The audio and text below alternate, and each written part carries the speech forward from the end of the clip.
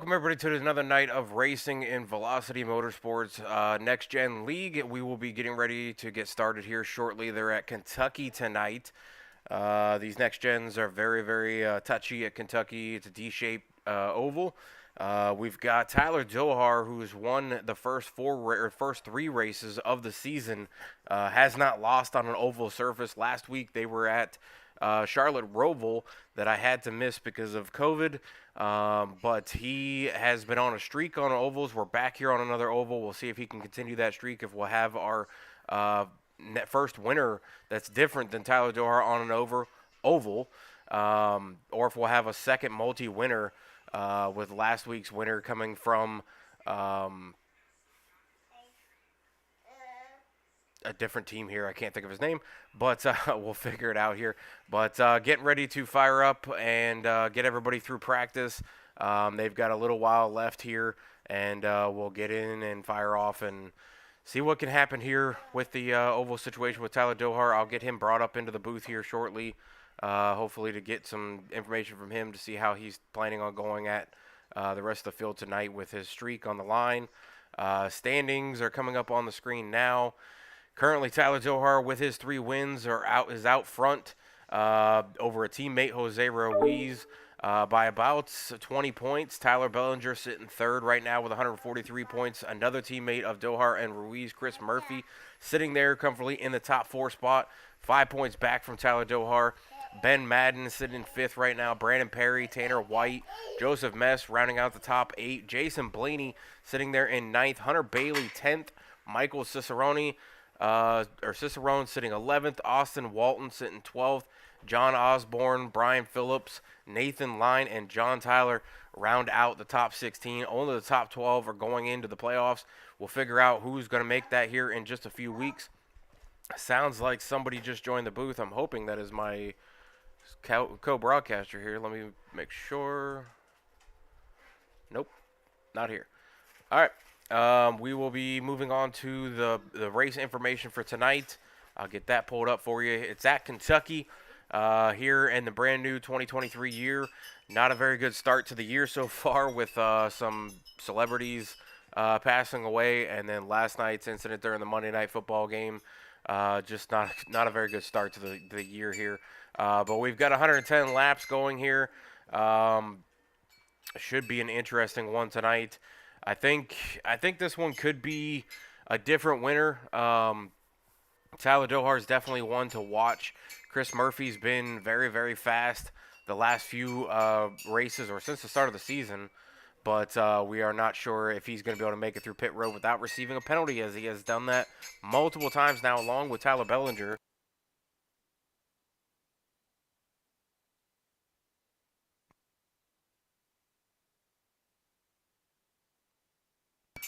We got Joe Mesh the Don, Sean Walton on Tiller, Jason Palmer, Ivan DeChamp. These guys are loaded up through the roster. We'll see who we can get through here. Let me grab somebody and see how they're feeling about tonight's race.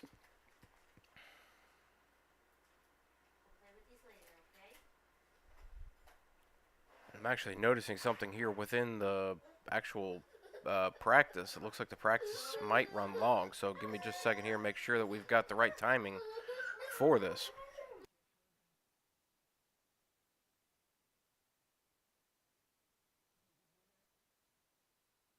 Yeah, I got you.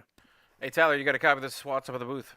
Yes, sir. Loud and clear. Hey, bud, just trying to figure out what's going on. Looking at the practice, looks like you guys got still about 40 minutes. Are we not rolling off at 7:30 tonight? We roll off at 8 every night. That's when qualifying starts. Why did I think we rolled off 7:30 is when you've always gone live. Okay, well, that makes sense then. I was a little early then. But well, you've had a week off. It's all good. Yeah. Glad to hear from you, man. Hope you're feeling better. Yeah, I'm feeling better. Voice is not completely back yet, but actually sounds a little better maybe on the broadcast. But yeah. Completely lost track of time there, or jumped. Are you about already a half live? hour. Yeah. So well, what's up, everybody? a little early, but I guess we'll roll through there and see what happens here. But that just means extra interviews. Yeah, I'll roll through and see what I can figure out here.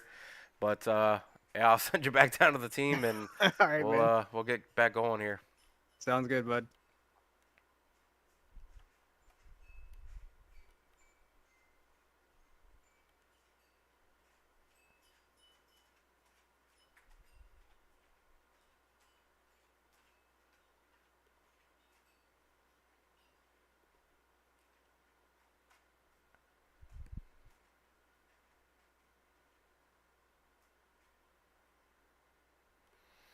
All right, so what's going to happen here is we're going to take a short break because I got to figure out the timing because we were a little early tonight. B Jones out there just threw out a follow. Thank you so much, B Jones. Actually, just threw out a chat as well saying, let's go, Mike Cicerone. We'll be checking in with Mike here shortly, see how he's feeling about tonight's race. Again, launched a little early tonight. I'll just that's on me. I took a little 2 week break there, or it's been about 2 weeks. Since last week I was off due to COVID, did not have a voice, did not feel very good at all. But back this week and jumped it a little early, so we will be right back.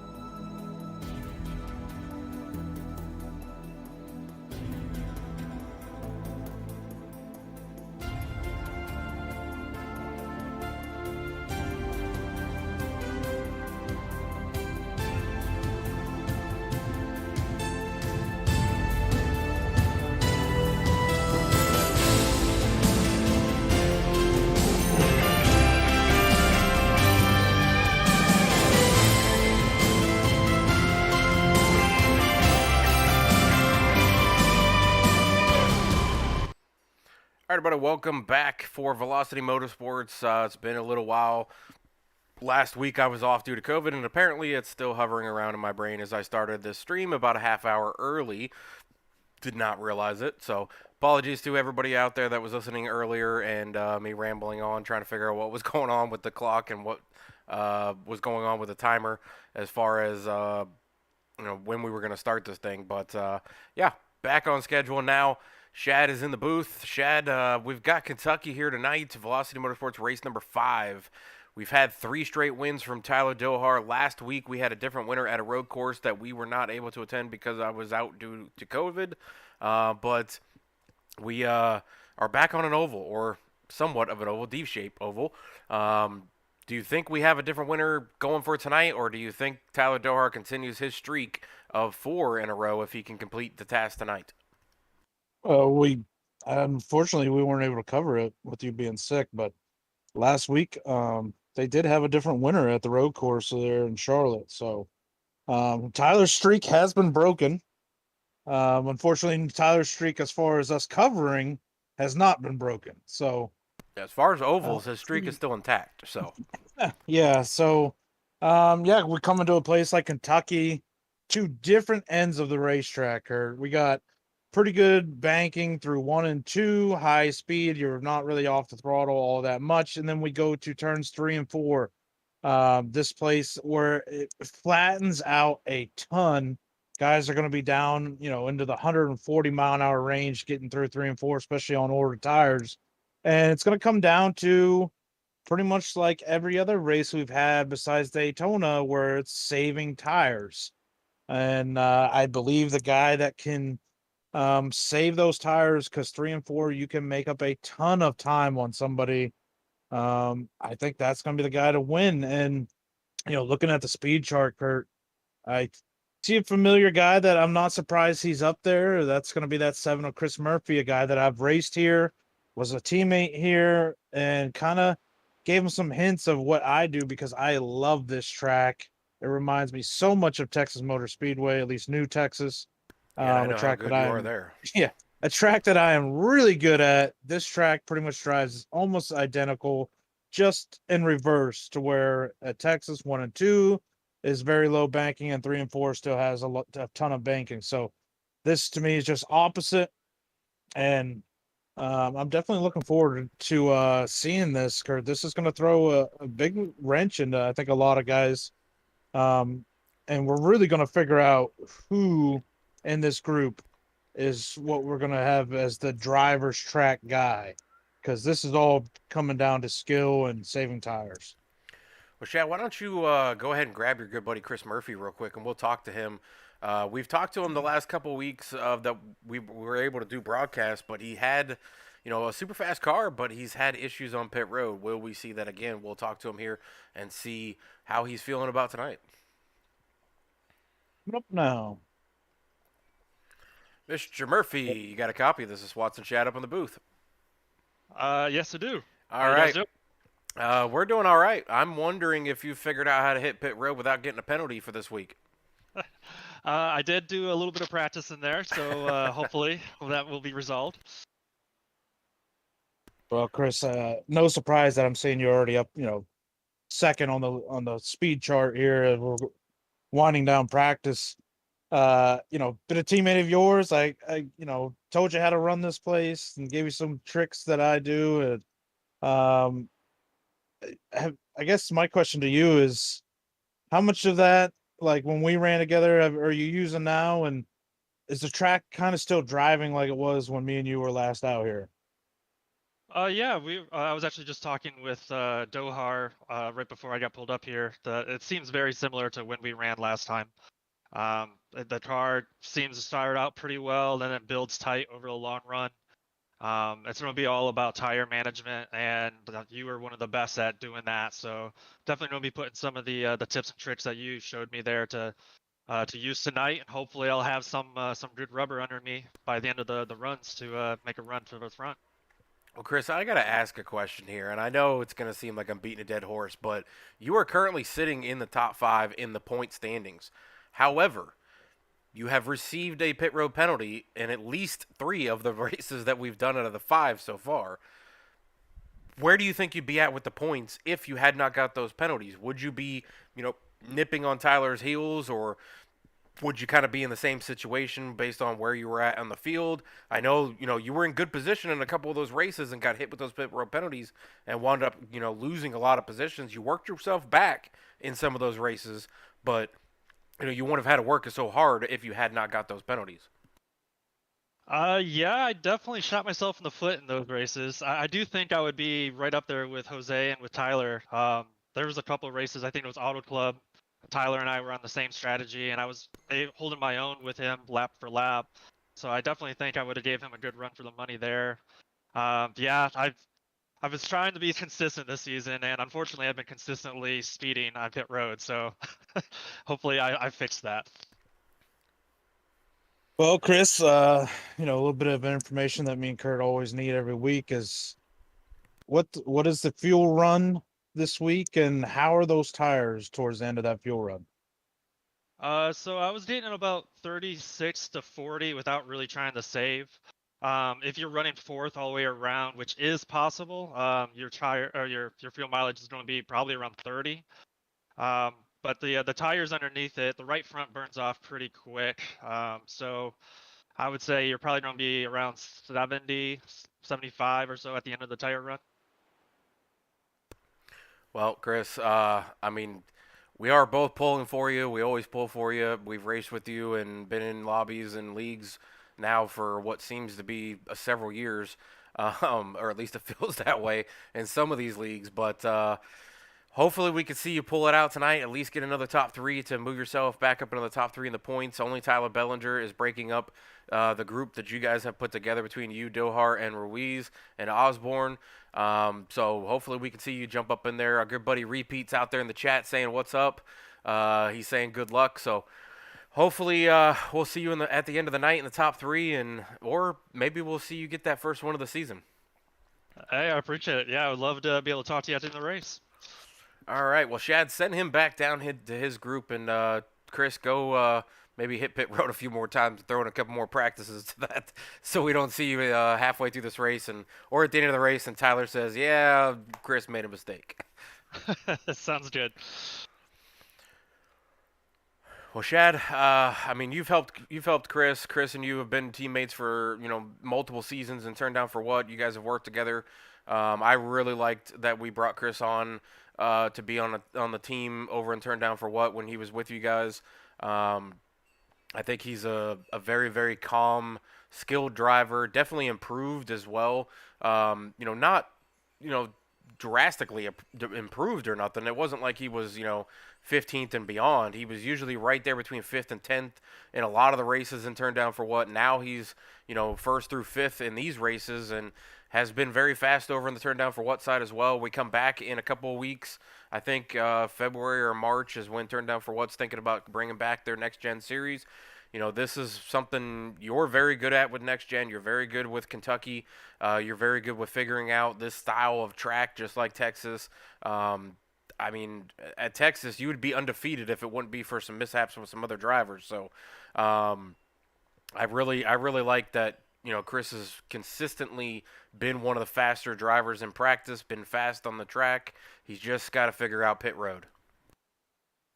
Yeah, here he is, sitting top 5 in points, and he hasn't even really put a complete race together except for Daytona, where he, finished 3rd behind his 2 teammates. Other than that, the other tracks, he's gotten caught with either a speeding penalty or, caught up in some, wrecks or whatever. So it just goes to show you that even though he's having misfortune, some of it brought on himself, he's still able to put some decent runs together and still be up to the top 5 points. So I can only imagine how much better he would be doing if these misfortunes wouldn't be in play right now. So hopefully a track like Kansas, a track that I know he likes, maybe he can put that whole race together and not end up on the penalty report with speeding. Well, we've got a request out there in the chat saying to pull up Michael Perdusky. I am not familiar with Michael Perdusky, so I'm not sure what exactly the chat member wants us to talk to Michael about. But we can pull him up here and see maybe how he's feeling about tonight's race. I don't remember seeing him prior to us taking last week off due to me having COVID. So if you want to search through the Discord and find a Michael Perdusky and see if Yeah, we can I get got him him. pulled up here. Mr. Michael Perdusky, you got a copy of the Swats and Shadowlack in the booth. Hey, how's it going there, buddy? We're doing good. We're trying to figure out how everybody's going to run this Kentucky track. It's two different sides. The turns are completely different. It's kind of like Texas, where you have two different styles of corners. How are you feeling about tonight's race? And have we seen you in this league? I feel like I've seen your name, but I'm not positive that I've seen you. I've had a week off due to COVID, and my brain's a little fuzzy. So, just trying to figure out, how you're doing this season. Yeah, well, first of all, thanks for what you do. You guys put on a good show. Thanks for the league for putting on the races. But yeah, I was in the first, I think 2 or 3 races, and then I missed the last 2. I was back home for the holidays, so I missed the last 2 races. Back on track this week, but yeah, it's a fun track. We did the practice race last night, learned a lot. Just got to watch tire fall off. Try to save your stuff for the longer runs, especially in this league. You can definitely expect those longer runs. So, yeah, looking forward to getting out there on track and hopefully try to crawl my way back up into the point standings. It's going to be tough after those 2 provisionals, but we'll see what we can do. We've got somebody out in chat saying to tell you I said Sana or Sane, dude. I'm not sure. Oh, I Exactly saw what it! that is. I'm not Is sure. that Tyler Tyone? It must be. It's the Velocity Yeah. Motorsports chat name coming through on Twitch. That's So. Tyone. Saw it! That's your Tyler there, yeah. Yeah.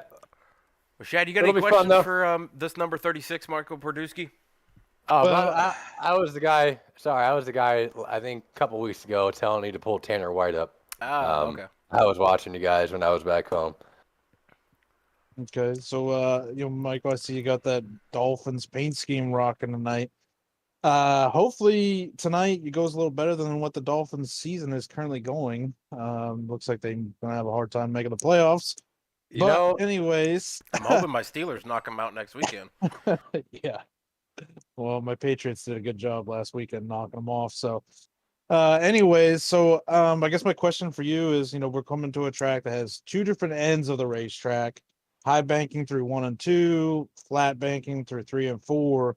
How you feeling about being able to save tires at a place that is going to require a long run speed, and the fact that you guys have had pretty much very few cautions through these first 4 weeks? first of all, I feel very conflicted even answering your question that you're a Patriots fan. Second, Oh, trust me, I have surprisingly, problems with it too. He's my brother, so. surprisingly, we actually still have a very good shot of making it if we beat the Jets next week and Bills beat you guys. Aren't you guys on your third string somehow. quarterback now? I don't even want to talk about it. 4th-string quarterbacks? I don't. Some random dude that I don't even know who his name we got was. we got a rookie. He's Skylar Thompson. He was pretty good in preseason, but he's been pretty dog shit the couple times he's gotten the chance to play this year, which has been a lot for a rookie. But yeah, going back to the track, like I said, I learned a lot last night. I got randomly wicked loose off the exit of 4 on like lap 8 or 9, like a lap or 2 after I think Austin Walton did the same thing. Other than that, I feel like what I learned last night, I can definitely save a lot more. I felt pretty fast.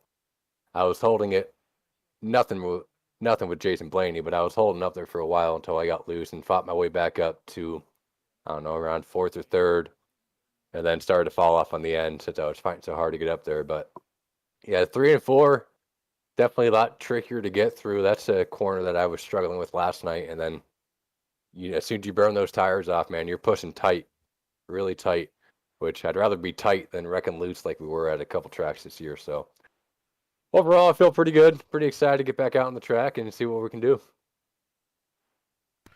Well, hopefully you have better luck than your Dolphins did this past weekend. Keep running it in. I mean, I'm a Steelers fan, and I'm hoping my Steelers can make it to the playoffs. I know they'll get knocked out in the Yeah. first round, but I would like to see them continue the streak of plus 500 for what 18, 19, 20 seasons or whatever it is for Tomlin in a Yeah, row. must be So nice. Must be nice. yeah, we I never just have want to to worry say about that. Jalen Waddle is on my fantasy team. Dude, he's a stud. I'm Yeah. hoping I can do the waddle out there tonight in Victory Lane, but that's a stretch. If I get You got to bring out the Penguin. top 10, I'd be happy. But I mean, these guys are so fast.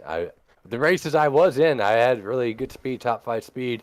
Just made some bad personal mistakes, bad pit strategy.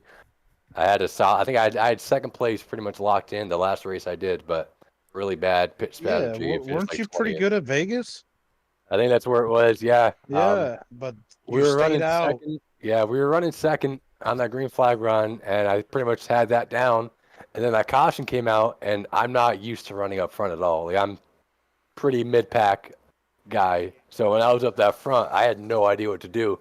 And I was asking Tyler Bellinger, like, oh, what do I do? What do I do? He's like, oh, I would stay out here, maybe come down for fuel. he And by the suckered you into time I that one. realized I could have even came down pit road, it was too late, and I kind of botched myself on that. So gonna go by my own strategy this time. You know, I'm gonna use them if I got them. No point in saving tires, hoping for a late caution. That's kind of the mindset I had. Is I'll save this last set and hope for a late race caution. But you know, this league, you're better off taking them if you got them, and if you get a late race caution, oh well, nothing you can do about that. But definitely got to take the tires if you got them. All right, Mike, we'll send you back down to your team here. Shad will get back into this, and we've got another request for a different driver to come up, so we'll get him going real quick. But, Mike, appreciate you coming up into the chat. Good luck tonight, and I'll pull for you tonight, even though you got that Dolphins paint scheme, but I'll pull for you a little bit here. Hey, I appreciate it, guys. Y'all have fun up there. All right, well, Shad, we've got a request to bring up Mike Cicerone. He's back in the 55 tonight. We've got only a few minutes, so we'll pull him up here real quick and just talk to him for a minute, and then we'll get into the national anthem if you can find him here in any one of the discords. I do not see him in any of the chats. All right, well, that's all right. Go ahead and try to pull Tyler Dohar real quick, and we'll talk to him about his streak in the ovals, and then we'll get into the national anthem.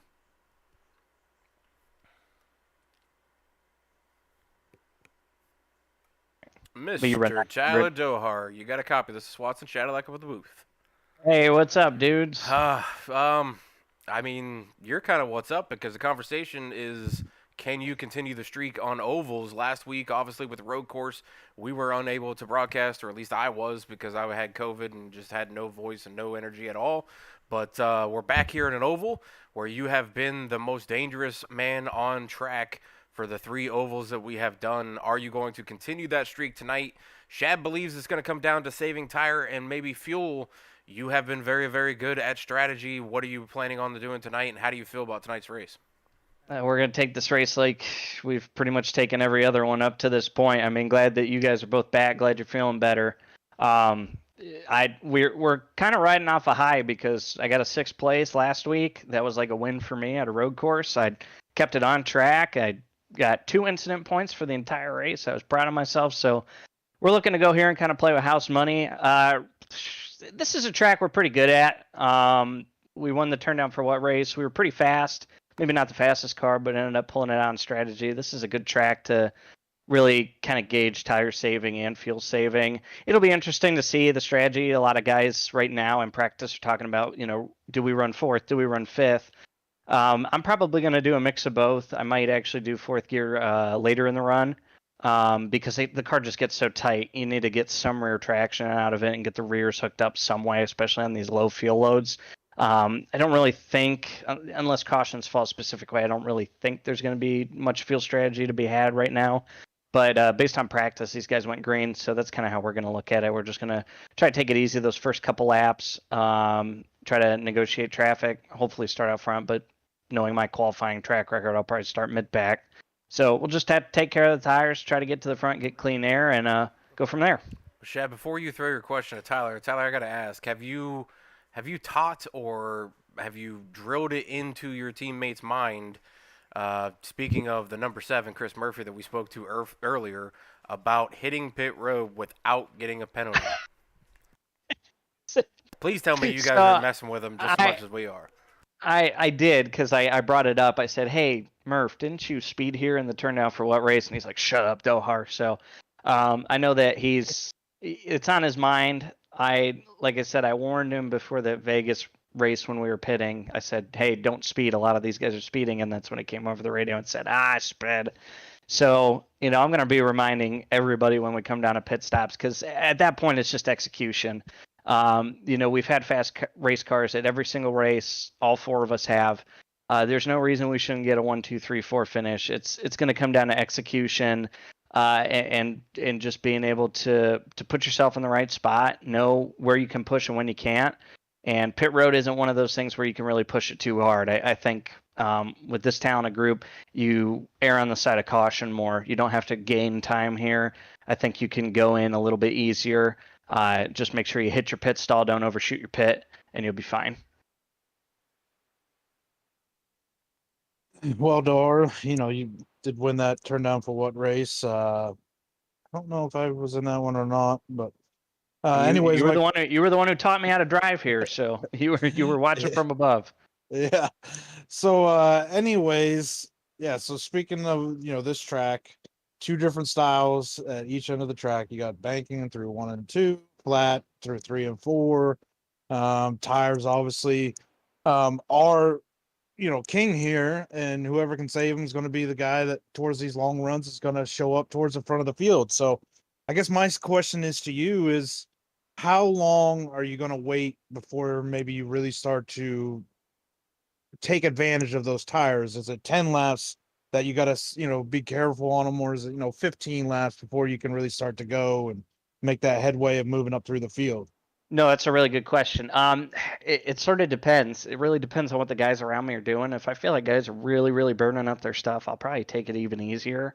But our fuel run, it's looking to be about 38 laps. Some guys go in 4th gear a lot. Might be closer to 35, 36. Guys stay in 4th gear the whole time. It might be closer to 40, because this is a track where later in the run, we're going to be off throttle a lot. So it's going to be all about managing that. But probably for me, Swats, usually I just like to get in a rhythm. So usually about 5-10 laps. That's usually my go marker, especially because the fuel run isn't too terribly long. I might start pushing it about lap 10, lap 12, just before the halfway point of the run. So that way I, can use up what good I have in the tires. It does me no good to save all those tires and then pit and just stick some freshies on it. So you got to find the time to use them, and usually in these next gen cars, it's later rather than sooner. Well, Dor, I guess my thing also, another thing is, I would tell your teammates on the long run, getting into turn 3, look at that red sign.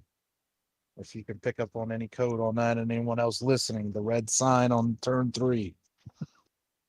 That's what Murph was talking to us about, because I think Osborne was asking about it, and he was telling us that. So we've already got it coded. We're gonna go for it here, get ready for qualifying, and hopefully we start up front, make our life a little bit easier. All right, well, Shad, send him back down to his teammates so he can get through qualifying, and we'll go into the national anthem after this.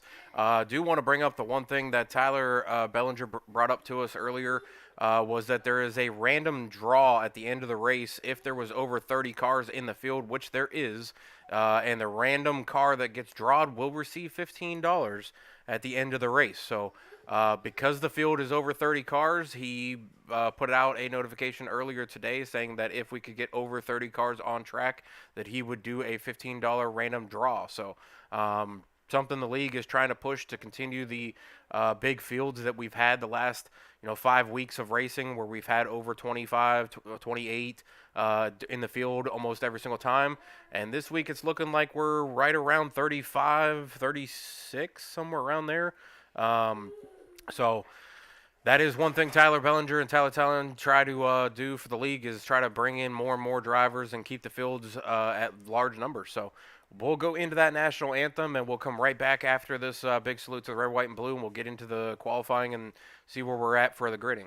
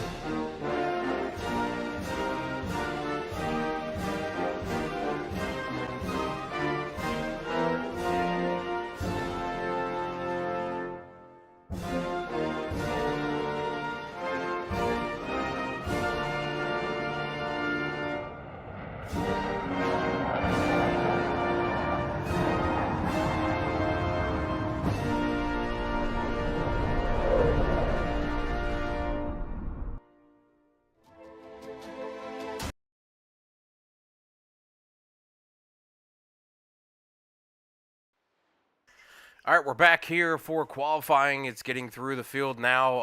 A bunch of cars have gone out. Some guys have laid down some laps. Right now, Jason Blaney was the fastest in practice. He is currently the fastest in qualifying. Chris Murphy was really, really fast in practice as well. Tyler Bellinger, Sandy Sotilio was fast as well. Austin Walton was another driver that was really making some headway during practice. Shad, I really like this field. We have a huge field tonight. It's supposed to be about 35, 36 on the track. Can anyone take out Tyler Dohar from these style of racing tracks that we're going to? Most of these tracks we've gone to, they've been very similar, but obviously a little bit different each time. This track here is a driver's track. Tyler Dohar has been the fastest in all 3 oval tracks that we've gone to. Obviously, it's been 3 different styles, kind of, with the super speedway, a mile and a half, short track, and this is no different. We're at a different style track. It's got 2 different ends. The only similarities is really just the straightaways as far as normal style oval tracks, but the ends are completely different, and it is exactly like going to Texas, which obviously you are very, very fast at. You've had some very, very fast runs there. I mean, there was a practice, I think, at one point where you were ahead by like half a track, and everybody in turn down for what was just freaking out, trying to say, oh, how are we going to keep up with them? And then obviously you got taken out, I think, within the first couple laps of the race. I think you were stuck in the fence at one point at the beginning of the race. But going into this one, Tyler Dohar's been the fastest. Murphy's been very, very fast as well, but he's had some mental mistakes on pit road. Tyler Bellinger has been really fast throughout the races, especially towards the end. He comes on strong and usually finishes right there in the top 6. Jason Blaney's been extremely fast, has led a lot of laps these last couple races that he's been able to attend since he missed the first couple due to another league finishing out. But he's had some mental mistakes with fuel mileage, not realizing that he needed to come down pit road and stayed out and did not have enough fuel, and a caution didn't come out, and he wound up having to pit under green and went several laps down. What would your strategy be right off the bat? Would you try to stay with Tyler Dohar? Would you try to go off strategy from what Tyler Dohar's done? You got to do something different. You can't just follow the leader here. I mean, I wouldn't say Dohar has been the fastest guy each week. Jason Blaney was extremely fast not just on the short run, but the long run at Vegas. Unfortunate, it came down to a caution, and him and Steve Bardusky both stayed out, whether that was intentional or they just forgot. And that costed them. Because not only were their tires bad, but they didn't have enough fuel, so they both had to come back down in. So, I mean, and from what I'm hearing, what we've heard talking to some of the drivers, Jason Blaney was extremely fast last night in the practice race. So, a guy like him, I think, is definitely a threat for tonight. He's just got to put a whole race together. That's the problem. Just got to put a whole race, and that's what Dohar has done. He hasn't always been the fastest. He hasn't been always the best at saving tires at some of these tracks.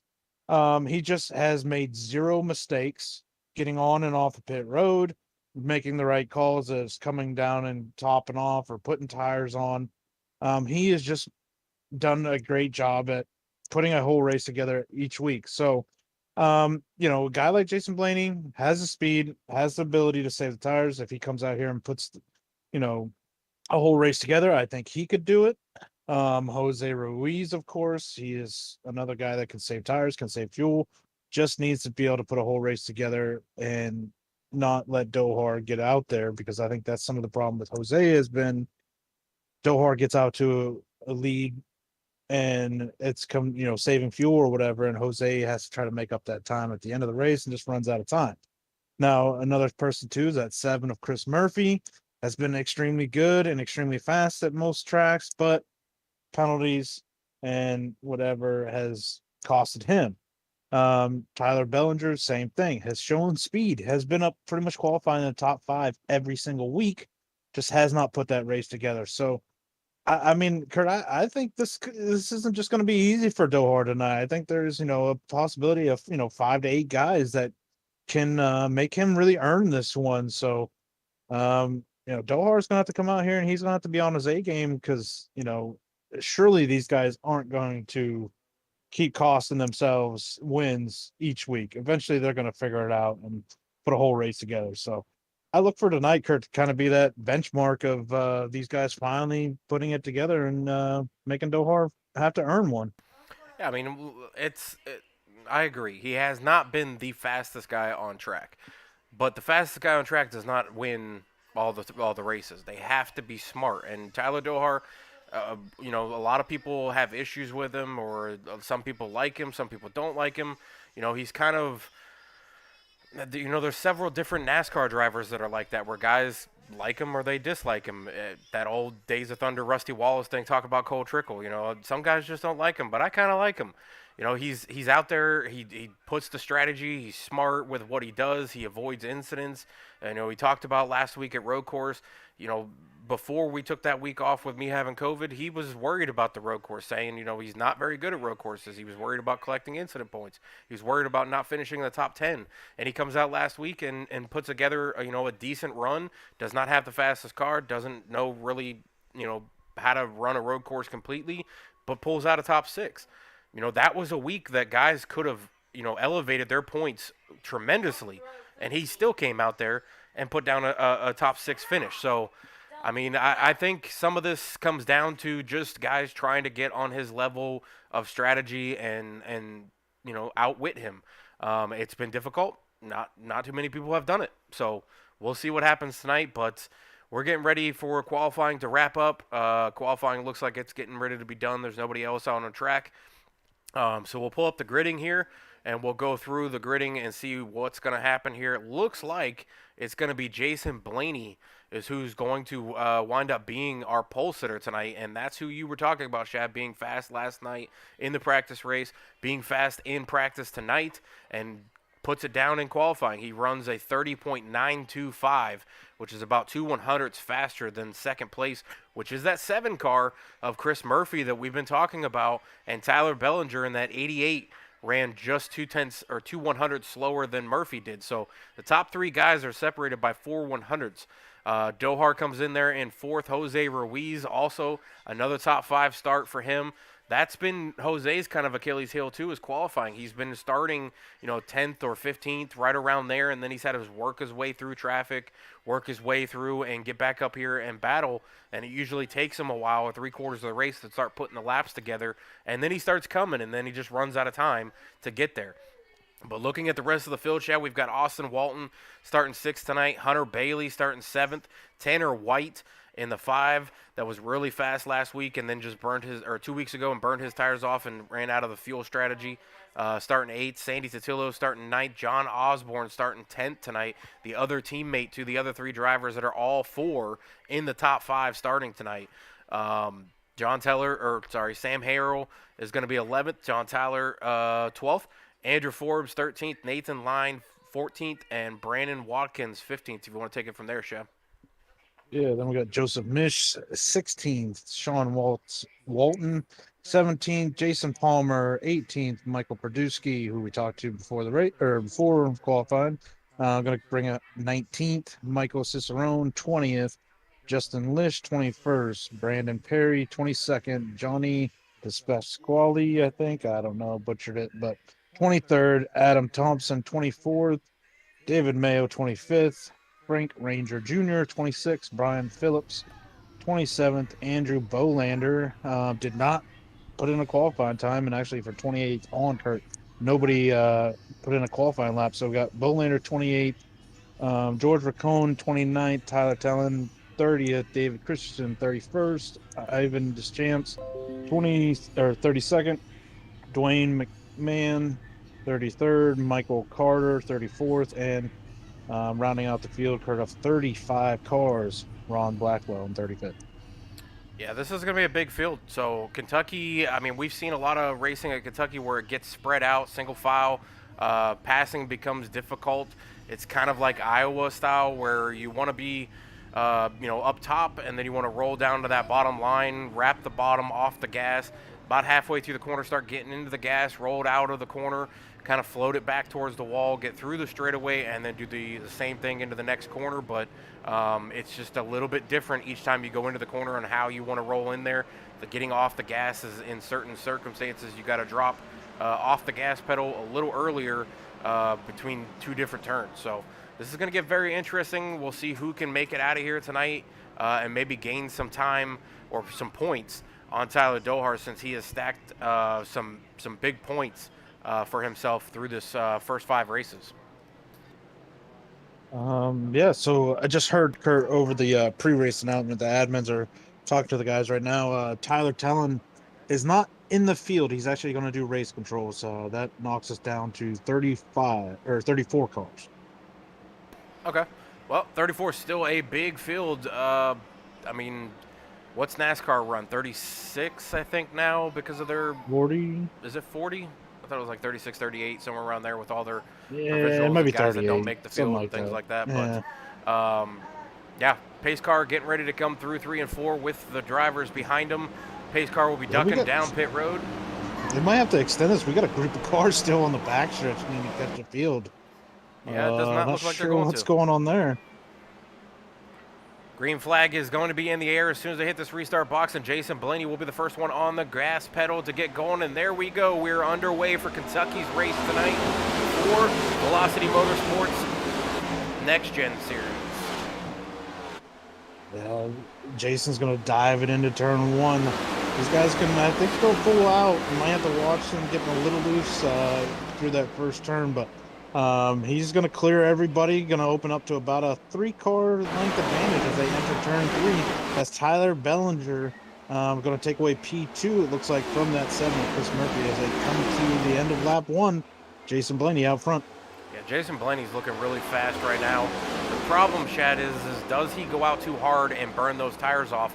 We talked about conserving tires. We talked about getting off the gas and rolling through the corners and things like that. Can these guys figure out the tire situation? Did they figure it out during practice? Is the tire situation and the track temp different than what was in practice? These guys have to kind of adjust on the fly.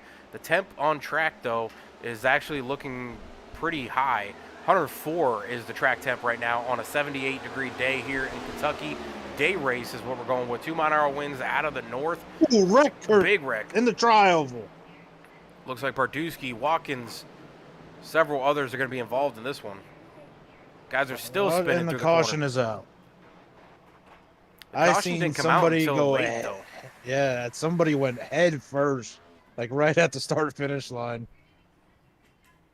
I see Frank Ranger is definitely involved in this. Ron Blackwell, Ivan DeChamps, Brandon Watkins, all involved in this one. So we'll back this up and go to the number 17 and see what we can figure out here. I'm wondering if that was him that hit the wall on the inside there.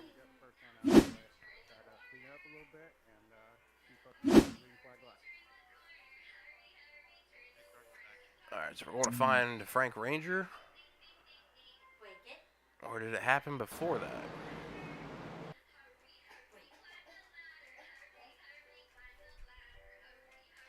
It was the 34, Kurt. I All believe. right, 34, Brandon Watkins is who we're looking at coming through the start stripe right now.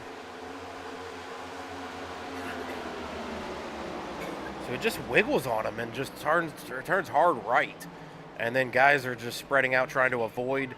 Some of the guys did not get on the brakes. It looks like Frank Ranger Jr. was the one that didn't get on the brakes, got turned around by the 27. I know exactly what happened there. Did it bottom So- out on him? So on the apron there, as you go through the tri-oval, right where that, the yellow line kind of kicks out and it opens up more room on the apron, there is a massive, jump basically in the asphalt. And if you hit that, it really upsets the car. And as shown there, I think that's what bit him is the groundhog bump down there. I don't know what to call it, but it's definitely something I think a lot of people know about if you're too far down there. What's weird, though, is he hit it, right at the start stripe. He wasn't even at the yellow line yet. He was coming to the line, and as soon as he crossed it, then it just wiggled on him. We'll go in the cockpit and see if we can see anything as far as, a bump or a jump there. Oh, no. Yeah, maybe I that's not. Yeah. I don't see anything as far as his car moving around prior to that. No, it just got loose when he. To me, it looks like when he decided to go from the banking down to that apron, the Wondering if it was transition. a shift. Yeah, it just got him loose. I don't know, maybe these fresh He tires. is in fourth gear. He's one of the drivers that I guess was going to try to run tonight in fourth gear. So as they come through 3 and 4, he's going to come off of 4. You can see you can hear the tires sliding a little bit there. And see, he's in the red. The RPMs are through the roof right there. So I'm wondering if he got a little loose, let off, and hit the gas, and that's what just spiked the tires right into the apron and just shook him right to the wall. Yeah, I don't know if it was, him shifting from fourth to fifth, maybe that. And then, also transitioning from banking towards that, apron, maybe. I don't know. I thought he hit that bump down there because, like, right there, where the cars are going by, where it kind of widens out, there is a massive bump down there for some reason. I don't know if it's there in real life, but at least on iRacing, it's there. I thought that's what happened to him, but no, that looks just like the shift and going from the racing surface down the apron. It just got him loose, and you and me both know, and I think anybody that's driven these cars knows that these cars, once they get loose, they are almost impossible to save unless you just stab the brakes. And with the pinions on them, it just they snap. So I got somebody out there in the chat. Sandra Nelson's asking about Guardian. I'm not sure who Guardian is, but somebody said the 42. So that would be Johnny Despacquale that we're pulling up now. No STK information on him, but he is currently sitting back here in the 18th spot. So Sandra, hopefully that's who you're talking about there. Beautiful paint scheme. I'm liking that kind of design there. But back out front, Jason Blaney. Still out front out of Jacksonville, Florida, running for Fueled Up Motorsports in his 22. It kind of looks like a Raise Energy paint scheme almost is what I was looking at. But it is a Fueled Up paint scheme. But Tyler Bellinger is going to be sitting second. Chad Jose Ruiz has moved into the third. Tyler Dohar has moved to fourth. Chris Murphy has slipped from second all the way to fifth. So 3 teammates right there between third, fourth, and fifth. Jason Blaney, though, really fast. Didn't see a whole lot of guys come down pit road there. It's a little early, only 7 laps into the race. That caution came out, though, 4 laps into the race. We'll see if these guys are able to complete some more green flag runs before they start using these tires up. Yeah, so it looks like they got with the set they started the race on. They have 5 sets of tires to cover these 110 laps, and getting, they said 35 to 40. They should have an extra set or 2, but you always want to save 1 in case of that late race caution and not get hung out on old tires. Yeah, and I mean, Blaney knows all about that. He's made a couple of mistakes there late in the run, so I'm glad to see he did not decide to come down this time, give up that position, and maybe, snatch an extra set early. If you were back, 15th and beyond, Chad, with 35 cars in the field, would you think about maybe coming down and grabbing a set and trying to work your way up through the field as we're getting ready to go back green here? Would we have 1, 2 green flag laps on the tires? I don't think you're really going to gain anything. Probably not, but might have at least come down and maybe grab some fuel. We're back underway here for Kentucky at Velocity Motorsports Next Gen. Race number 5 is where we're at here tonight at Kentucky. Jason Blaney out front in his 22 machine as we get back under green. The 23 of Jose Ruiz has moved into second, Chad, with Tyler Dohar sitting there third. Tyler Bellinger has slipped to fourth. Chris Murphy now fifth, trying to work on the bottom of the 88 right now. These 3 teammates are definitely working through the field. Their 4th teammate, though, has not really made a big move. He's still sitting right where he started. John Osborne started 10th, sitting 10th right now. So, I don't know, Chad. These 3 teammates are going to have to do something with Jason Blaney and Tyler Bellinger, because those 2 have been very fast. They've been the fastest besides these 3. So, we'll see where they end up tonight. But we've got M. Kramer 23 out there saying, where is Mike Cicerone? He is currently in 21st in his 55 machine back here, running around in the Hooters paint scheme. He's kind of just rotating back here. He's down 2 positions from his start spot, but trying to make his way through the field early on through a crash. Had to avoid it. We saw the bright orange go by as they were doing that. But Chad, we're 2 by 2 for the front 2 front 3 rows. Yeah, last time by, Jose got a better exit coming off of turn 2, was able to turn it underneath Jason Blaney as they came off of turn 2, and they have been side by side the whole way around here the rest of the time. Most drifts up is that 23 of Jose, but this is something you do not want to do this early in the run kurt. You are burning your tires up running side by side. I know these guys want to fight and be out front, but you are just burning them up. I think the guys, sitting back there in the 3rd row and farther back are kind of just sitting there biding their time, letting the draft pull them around. Oh yeah, the high side through 1 and 2 gives you great momentum on this backstretch. Not so much through 3 and 4 as it's so much flatter. You kind of just hang with it, maybe lose a little bit, as you see right there. Like, he's 22 gonna is clear able to and clear try to him. go underneath. He gets underneath. He's to the He fender. does get underneath him, so maybe right now at least maybe it does benefit you. But I think right now, if it was me, I would kind of let it play out. Car in the wall. Bounced it off the wall coming out of 4. It looks like it was a white car. I'm going to guess that was maybe Sandy or the 36. Michael Perdusky. Nope, 32. Sean Walton slipping back again, getting loose, getting to the wall again through 1 and 2. He has now bounced it off of 2 different turns, Chad. Tyler Bellinger, though, going to the lead. Big lead. Just took it from the 22 and disappeared. Jumped out to almost a 3/10 lead, 4/10 lead over the field, Chad. He's going out hard right now. Yeah, the lap times he's running, he's Wow. he's out there Like putting 4/10. down a extremely fast lap time, and I don't know if he's maybe he said, I can't figure out how to save tires. I'm just going out there and run blistering laps, and y'all can catch me in like 15. But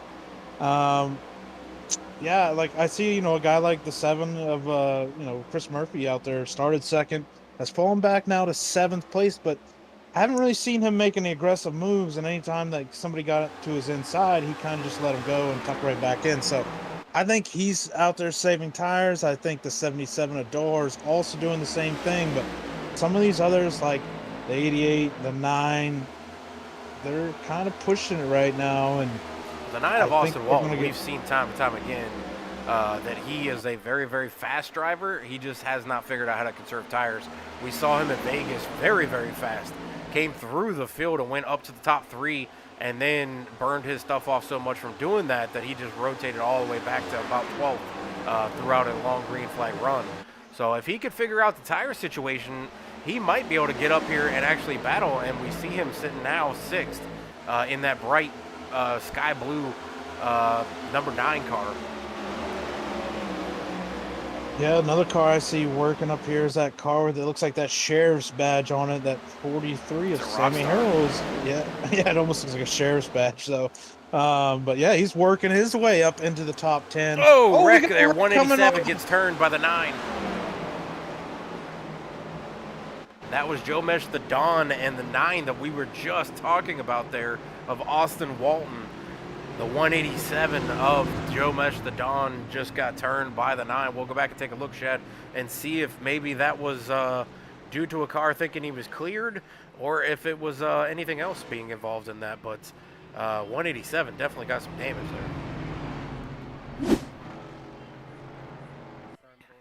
there. All right, so we're going to pull up the 187. We're going to watch him go in here. He's got a big run. He tries to get to the inside of the 9. Does so as we're 3 wide, comes off the corner and slips up the track and did not get turned by the 9. Just ran out of real estate there, and 3 wide is not a good situation coming off those corners, Jeff.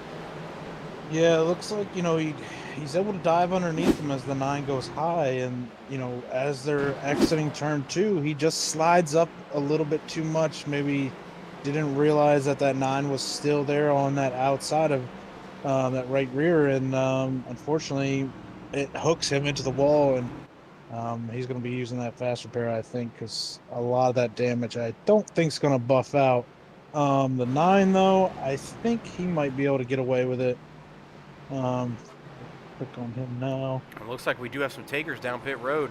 Jose Ruiz, Tyler Dohar, Chris Murphy, Sam Harrell, John Osborne, and then about the rest of the field there. But the front about 6 stayed out besides Chris Murphy, Jose Ruiz, and Tyler Dohar, Shad. Bellinger stays out, Blaney stays out, Tanner White, Hunter Bailey, Nate Line, Brandon Perry, Andrew Bolander, Jorge Rincon, Michael Cicerone, and David Mayo all stayed out on this caution, Chad. And that's, I mean, we're 18 laps into the run. It's not terrible. I don't know if these guys are coming down and grabbing tires or if they're just grabbing fuel. I'm trying to look at the pit stops. Some of the pit stops are only No, about it's fuel 5.8, only. so I'm going to guess it's fuel only. Yeah, I watched the 23, the 77, and the 7 all. I didn't see the car get lifted up on either side. So fuel only for those 3. But, I mean, Jose Ruiz, Tyler Dohar, and Chris Murphy, they came down, took fuel, and they come back out right in 5th, 6th, and 7th. So they didn't lose a whole lot of position there, but they did gain some more fuel, about 18 laps worth of fuel, Shad. That'll put them almost halfway through this race. Yeah, they said. I'm just you know, wondering how the tires are Dohar- going to feel, though. Dohar was saying about 38. I don't know if they even experimented with, shutting the car off and whatnot. But so yeah, 38. That would put them, over the halfway mark. Would put them around, well, once we get going, it's going to definitely put them around like lap 58, I believe. So there, from there, you're talking one more stop would get you to the end. So, I don't know if it really benefits them by doing this though, because I don't know. I'm going to grab I guess Tyler we'll have to see. Bellinger real quick, and we'll talk to him since he is the current leader. Tyler, you got a copy of this Watson Cadillac up on the booth. Sir, loud and clear. All right, you are now at the top spot, number 1, P1 in the 88. How is the car feeling tonight? And you made up some big moves there, some massive speed gain. We were looking at the lap times, and you were almost 4/10 faster than the rest of the field. And you blew the doors off of the 22 as you were trying to get away from them as the caution came out there. How's the car feeling? It's all right. I'm not super comfortable at this track yet. I think I've only raced it once, and I'm still very new to the next-gen cars. They were pacing themselves, trying to save the tires and whatnot, and I knew that. I just wanted to get out there, lead a couple laps. As soon as I got ahead, I ran like 1 or 2 more laps fairly hard and then started to let them get back to me, trying to make sure I was saving my stuff there. But, they're fast, and I know that whole team works together. We got a split strategy. I'm not sure if everybody took tires there or if they're just topping off on fuel, which is more likely. But, the car feels good. I'm hoping for top 5, top 6 tonight. But, Blaney, Dohar, Ruiz, those guys are going to be tough to beat. So happy to lead some laps. It'd probably be the last time I can say I led the most laps. But we're just going to keep pushing, and hopefully I get to talk to you guys at the end of the race tonight. Well, Tyler, I mean, yeah, you're out front. You're in that clean air. It's the best place to be. So, yeah, I don't really have a question. I'll just, go out there, say what you got, and try to be there on the long run as the fuel strategies are different. Obviously, you guys are going to have to pit before this back half does. So just stick to it, man. Good job. Thanks, man. I appreciate it. All right, I'll send you back up to your team. All right, Chad. I don't know the strategies on what people were thinking here. I know, the group that just came down pit road is going to have that extra, 16 to 18 laps of fuel. I don't think it's going to benefit them on tires. But if they're thinking long run strategy, they can run longer into the pace. The guys that are on there right now, they've been out there for 20 laps as well. So their tires are not going to be as good, but they're going to have the fuel run, to try to stay out front on if we're going to have more and more cautions. We've had, several cautions. We have had 2 so far in the first 20 laps of this race. So, only about a 5-lap run and then about a 15-lap run before the cautions are flying here. But I don't know the strategy. I don't know the strategy call there. I don't know what makes sense, but pace cars down pit road. We're going to go into the Geico restart box. Tyler Bellinger in that UPS paint scheme that he's got going on is going to get on the gas pedal first. There we go. We are back under green here for Velocity Motorsports race number 5 at Kentucky. Yeah, Tyler Bellinger gets a great jump, catches that 22 of Jason Blaney, kind of sleeping a little bit as he opened up his lead. Jason's trying to reel him back in as they come off turn 2. Down to about a car length lead as they go into turns 3 and 4. As you see right there, you can see where they are getting out of the gas, and it looked like that 22 got out of it earlier, which helped him through the center and coming off of turn 4. Going to close that gap to less than a car length now as they go back into turn 1, Kurt. Chad, I'm noticing on the backstretch, we were 4 and 5 wide going through there. And then as we entered turn 3, they were about 3-4 cars wide. That's pretty risky at this track, I would think, especially on older tires. Nobody in the front 10 has fresh tires. Nobody in the front 14, 15 took tires at all if they stopped. Freshest tires are probably back to, I think, Michael Brodusky back in 16th. His pit stop looks to be more like a 4-tire stop there. And he's going to try to come through the field on those fresher tires. But the front 2 have pulled away about a second over third place. We got another caution out on field. And it looks like it's going to be involved in the 25 is going to be involved. Those Jason Palmer looks to have been going around. The 187 is going to be involved in this one as well. Michael Brodusky, who just stopped, might have been involved in this too. I see Joe Mesh the Don. Sean Walton went off track. Brodusky was involved in it. We'll take it back and take a look here. Oh. All right, so going back to Michael Brodusky. The Brodusky coming off of the apron came up the track right into the 7. That's what started it. Oof. Yeah. Not sure where he thought he was going on that one. That was yeah, we'll take a look again. Oh, so it started on the front stretch. Yeah, I'm where gonna there's back it 3 up. wide, and he goes through the grass. Yeah, at that point, when you go through the grass, Chad, I mean, you know, just like I know, once you go off track, just get off the gas and let the guys go by and try to regather yourself. But I'm seeing other stuff here. Tyler Dohar was sideways through 3 and 4. With it looks like the 95 or the 85. Yeah, he got clipped by the 85 there. Tyler Dohar 77 sideways. Able to hang on to it. Then the 36 comes through. Gets tagged. The wow, bumping and banging back there. The 12 and the 85 made contact, which sent the 85 into the 36. 36 did not get off the gas, went right back up the track into the 77 and 7. 187 gets turned. A lot of carnage going on in the back shaft. I feel like there's going to be some unhappy campers towards the back of the field.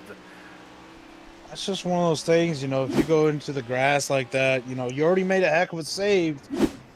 You know, just slow down and at least stay on the apron and enter, you know, somewhat responsible, but to just kind of stay in it and come up the track like that right into somebody, it's just not a very good move. And if it was me, I wouldn't be too happy with them. And I'm sure others that got involved are not too happy about it either.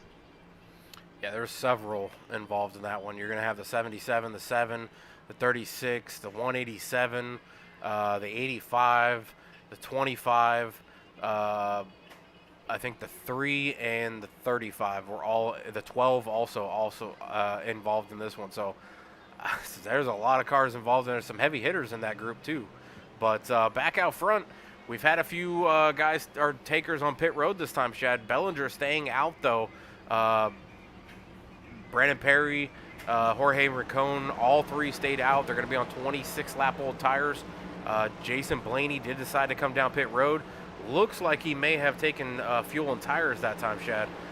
The rest of the field, though, did stay out with the rest of the group.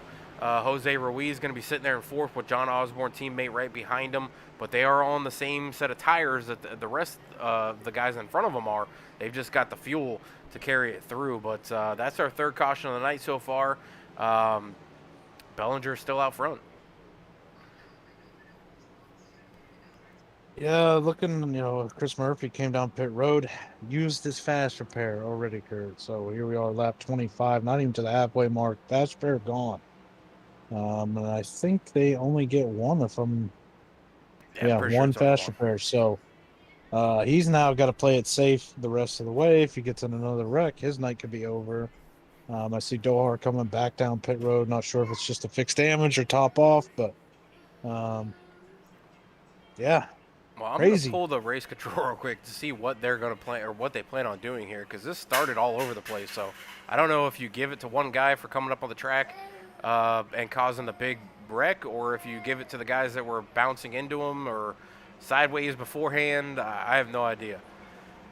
Tyler Town, you got a copy, buddy. This is Watson Shadowlack up at the booth.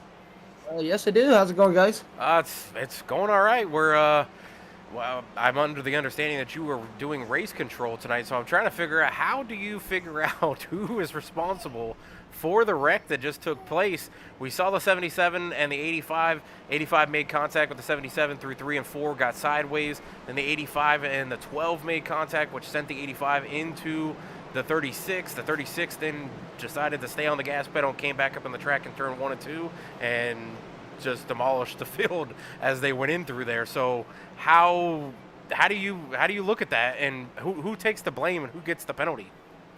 So at this time, so what I usually do whenever a caution does happen, I go back and I review what went on and how it all was determined and stuff like that, how it was going forward. So on this lap 23 that this last caution happened, actually 12 actually came down, clipped 85. 85 went down into 36. So right there at that faulty time, so that caution essentially was caused by 36 for coming back up on the track, but that whole collision was starting off by the number 12 coming down on 85. But at the end of the day, 36 could have hit that brake and prevented from coming up track, but he did get a penalty, and he's at the end of the line for this.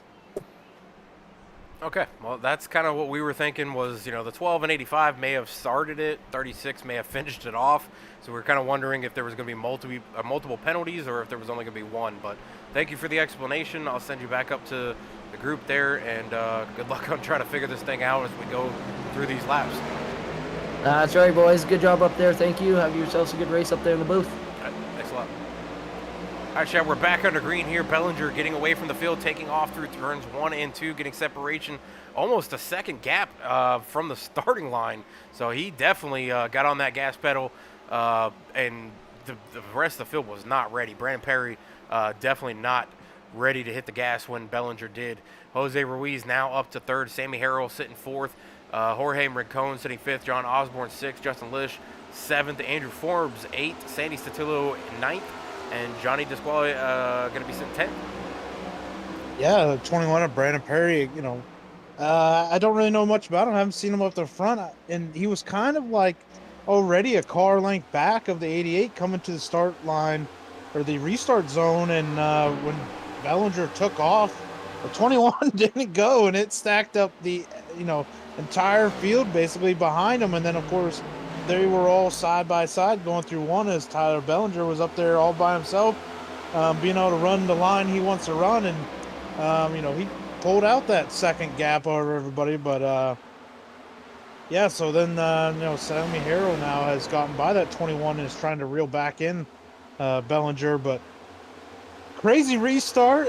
And I think me and you both called it right as far as who was at fault with that caution. So I'm glad to see that they got it right too, at least, to make us seem like we got it right. So, yeah, crazy. I think this 21 Kurt's out here on old tires because he is really slow. And oh, he's on old tires. The whole front half is on old tires. But Sammy Harrell did stop about 15 laps ago and did have a 14.4 stop. So I'm going to guess he's the freshest tires out there. Jose Ruiz stopped 14 laps ago as well, but he only took fuel, it looks like. Same with Justin Lish, same with John Osborne, Andrew Forbes, Brandon Perry, and Tyler Bellinger both have not hit pit road from the start of this race. And you can see Sammy Harrell on these fresh tires are putting them to use right now.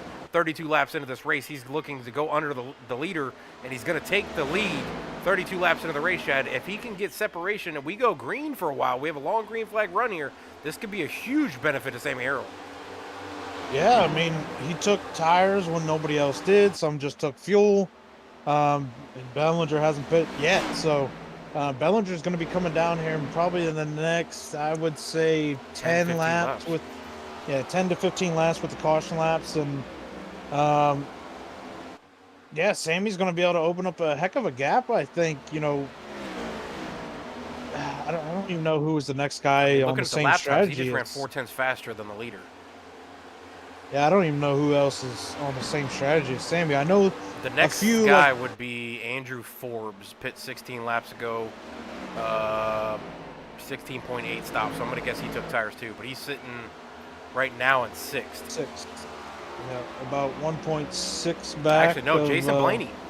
Jason Blaney is coming through the field really fast. He's up to 3rd already. He pit 10 laps ago and had a 14.8 stop, so he's going to be the fresher tires, even compared to Sammy Harrell's tires, by about 7 laps.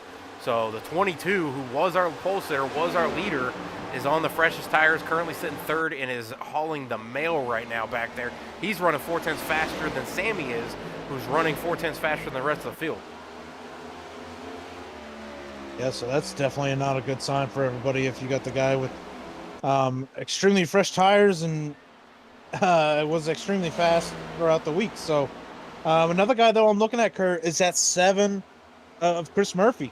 Had to pit, put on fresh tires, had to use a fast repair, and is currently 17th. But I think he's got the freshest tires out of anybody because that last caution, he was involved. So he's working his way up. He's, like I said, up to 17th and looking like he's about, Blaney pit 4.5 the same time they seconds did. back. So, Blaney has the same tires as... They pit on the same exact caution. I mean, obviously, Murphy had to because he was involved in the incident, but Blaney had stayed out with Bellinger for most of that early on in this race. But then when that caution came out 16, 17 laps ago, they all decided to come down pit road except for Bellinger, who is now on the oldest set of tires out there with Brandon Perry. Both of them have not touched pit road through this entire race of 37 laps so far. Well, Chris Murphy just picked off 2 right there in turns 3 and 4, and now is on the back bumper of the Deuce. Looks like he might get another position here. Yep, the 1 car as they come out of turn 2. So move him up to 15th, 16th, 14th now. So making some headway with those fresh tires and a brand new race car. Yeah, he's underneath everybody on those fresh tires. He can ride that bottom line. He's putting your help to use there. As you see, everybody else is kind of floating on those older tires. We've talked about once the tires get old, they start to get real tight and start sliding up the track. But with those fresh tires, he's able to hold that bottom, and he's carrying so much more speed, even though he's running the bottom line. So he's cutting the track, shortening the track, has fresh tires, has the faster car, has the fuel load as well, being the heavier car, so he's got more grip that way too. So he's just carrying so much more as he's going to split, going 3 wide through 3 and 4 right now. That was close, but yeah, there's another 2 positions as he picks off the 81 and the 21. So yeah, Chris Murphy right now putting those tires to use, kind of fighting the 24 of Hunter Bailey though right now. But those 2 kind of working inside, outside, splitting guys as they're working their way up through the field. So they're going to be cracking the top 10 here soon, as that 43 of Sammy Harrell still leading the pack around on those tires. And I'm looking, Hunter Bailey also pit at the same time as Chris. So he's on fresh tires too. So they're both kind of just working their way through. Chris kind of following him when the 24 opens up a gap. 7 just fills it before that car can get back down, and they're picking guys off. Now they're working on teammates though of the 7. The 23 of Jose Ruiz up a little high. 24 is going to clear, 7 going to fill that spot on the bottom, and now going to take that position 2 on the back straightaway. And now these 2, they're definitely picking guys off one at a time. The 7 is definitely following that 24 up through the field. They're about to crack the top 10 if they can pass another car or 2, Shep. Yeah, I just hope for their both sakes that they're not burning the tires up too much. It's okay to, ride the bottom and make your passes that way because the guy's not being able to hold it or not being able to carry the same speed. Just don't push it too much. And eventually you'll find yourself up there in the top 5 as the 24 gets in the wall curt a little bit, or maybe just let the 7 go. I'm not sure what happened there, but he slowed up a lot.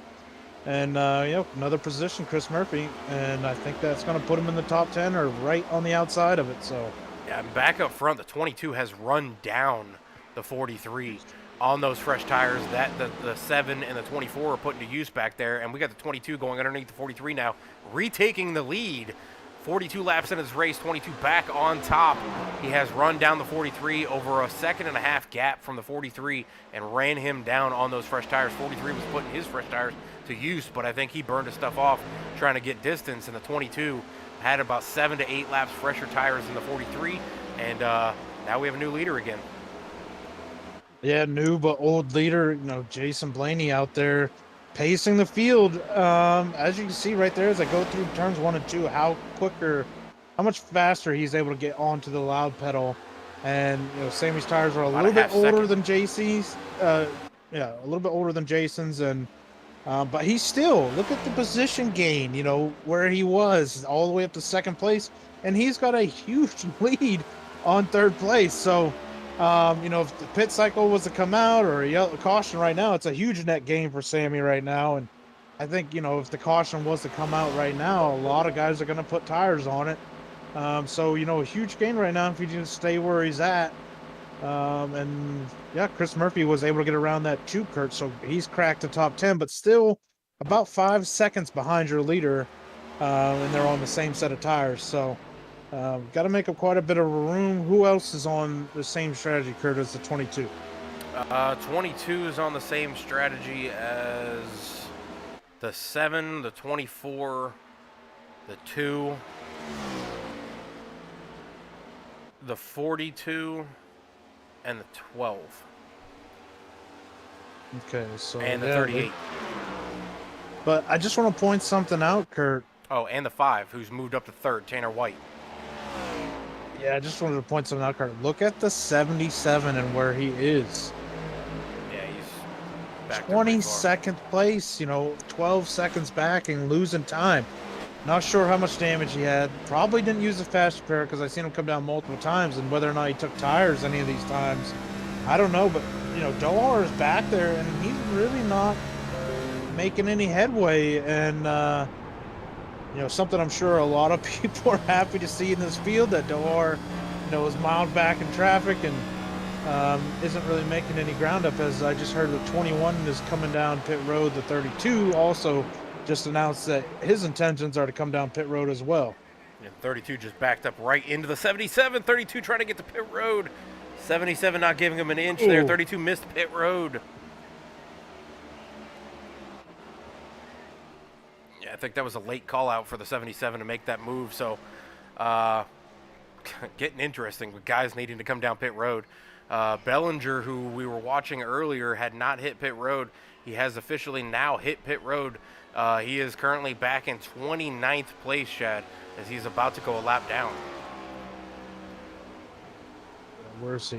On pit road. Leader just went by, so now he is a lap down. But he should be able to make up quite a bit of time really quickly on these guys. And, here he is, 48, Kurt. He can make it on one more stop. So that benefit of those guys that came down, topped off, to be able to make it on one more stop as well.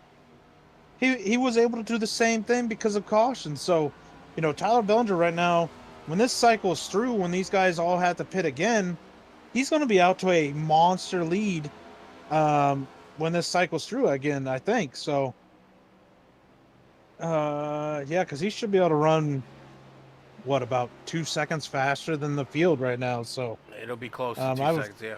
Yeah, I have a feeling like he should be able to make up a ton of ground. I think when it cycles through, as long as there's no cautions, he will be the leader for a little while until he has to pit again. The question is, do you go out there and just burn your stuff off trying to make it through and trying to gain as much as you can? Or do you kind of, take it easy, let those tires, work your way into a 15, 20 lap run rather than a 5, 10 lap run, and be able to sustain and have the momentum later on in the run? Or do you just go out here and try to just lay laps down and gain as much as possible and try to put yourself in a better position before these guys start doing green flag stops? Because we've already seen green flag stops become issues for guys trying to get down to pit road and guys still making passes. But you can see the speed difference there as the 88 just blows the doors off the 77 and the 38 right there, just past both of them going through turns 3 and 4. Yeah, I think if I'm Tyler, you got to run this whole run, so to be able to make this strategy work and be able to pit only one more time. So I wouldn't go out there burning them off, because if not, then you're going to lose more, lose time to these guys even more on the back end when after they pit, you're on old tires. So I would just go out there and find a pace. Maybe, if a 30.9 was quick, then I would maybe back it down in like 4 or 5 tenths and run that pace. So he just ran a 31.296. The leader ran a 32.84. So it's about a second and a half faster, and then Bellinger just ran a 31.134. yeah, so I think what was qualifying, a 30.9? Somewhere around there, yeah. The fastest lap of the race so far is a 31.038, which was run by Bellinger. Yeah, I think I would maybe back it down a little bit more, maybe run that 31.3, 31.4-ish, and, just run that for a while until you can't run that because the tires are gone. But as long as he doesn't go out there and burn it up too quick, I think he'll be all right once this cycle's through. And I think he'll have a pretty good lead for a while until they run him back down on their fresh tires. So 17 coming in now, right, Kurt. Late call out right before pit road, right in front of the leader. Oh, 88, Kurt. I don't know if you were on that. 88. Drove it in deep, almost ran in the back of the 24. Had to get in the brakes and tapped the 36. Put him in the wall a little bit. So he's got to be careful working his way through this traffic. Yeah, and I don't know if you've noticed, but Chris Murphy has climbed in the top 5. He is now up to 4th on those fresh tires like Jason Blaney had. They're both on the same exact line. Chris Murphy being involved in that incident, still flying though. Bellinger working his way through the field, now coming up to the top 5 to unlap himself if he can get through here without any incidents. He's clearing the 9 right now of Andrew Walton, who's sitting 9th. So he's coming up closer to the top 5. At least to get himself unlapped. Yeah, Kurt, if you remember, the 24 of Hunter Bailey was on the same pit strategy as his 7. Where is he? Nowhere in the picture. They're about 7 positions difference. And now I just heard 24's pitting this time, so is it already time for them to pit? It's close, yes. Murphy's on a 32-lap run. Blaney's on a 32-lap run. So they should have about 6 more laps. Yeah, it's a little early. Dohar's 38. Bailey pit on 31. So he might have been running the 4th gear thing all the way around. That is true. We forgot to mention that. If you run 4th gear, your fuel strategy is going to be more like 30 to 33. If you run 5th gear, partial 4th gear, it's probably 35, 36. And then 5th gear the whole way around is probably 38. But yeah, Murphy right now under that 5 of Tanner White for 3rd place. Still 7 seconds behind the leader of Jason Blaney, but what a massive gain this would be if he can run down that 43 of Sammy Harrell as well and work himself into 2nd place and be on the same strategy as a leader. Hey, sometimes a second with being involved in a wreck like he was, having to use that fast repair already.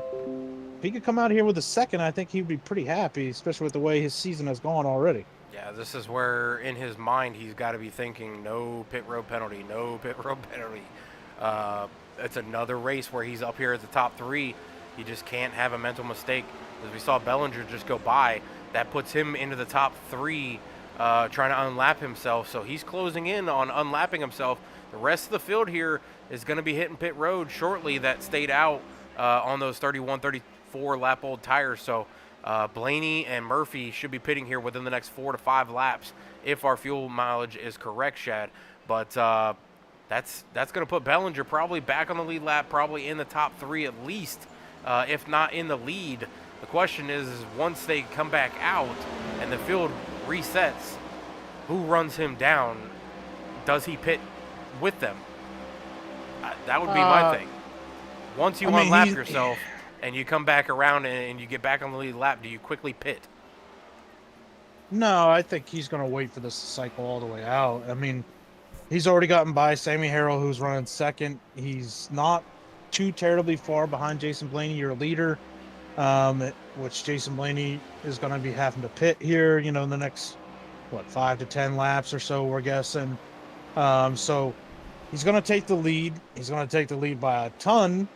And then, he's going to have to pit in 20, 25 laps, something like that. So he's got to let it cycle through, because if not, he won't be able to make it, Kurt. he has to run this out until about what, lap 70, Lap 72, 70, 75, yeah. yeah, somewhere around there. He's got to make it to. So he's still got 20 to what, 22, 25 laps. He's 20, got to 25 run. laps So, puts him real close to being empty. He is currently on 14, so 25 Yeah. would put him at 39. yeah, so he's definitely got to run this out, and then he might have to conserve a little bit on the next run to be able to make it to the end. But these guys that haven't pitted yet, once they come down, they're gonna have to come down one more time. They can't. Nobody's gonna be able to make it from this next pit stop unless they're pitting with 38 or less to go. So I don't know, Kurt. I really think if there's a guarantee of at least one more pit stop after these, I would have already came. Yeah, Because- and Sammy Harrell Oh, just well- now hit pit road and is coming out. He can't make it to the end. He's gonna have to pit again. They've got Yeah, and these guys that are what? still out on track, Kurt, 49 laps to go. So like your leader, Jason Blaney. What lap is he on? 39 is what he's on now. Yeah, so even he can't make it.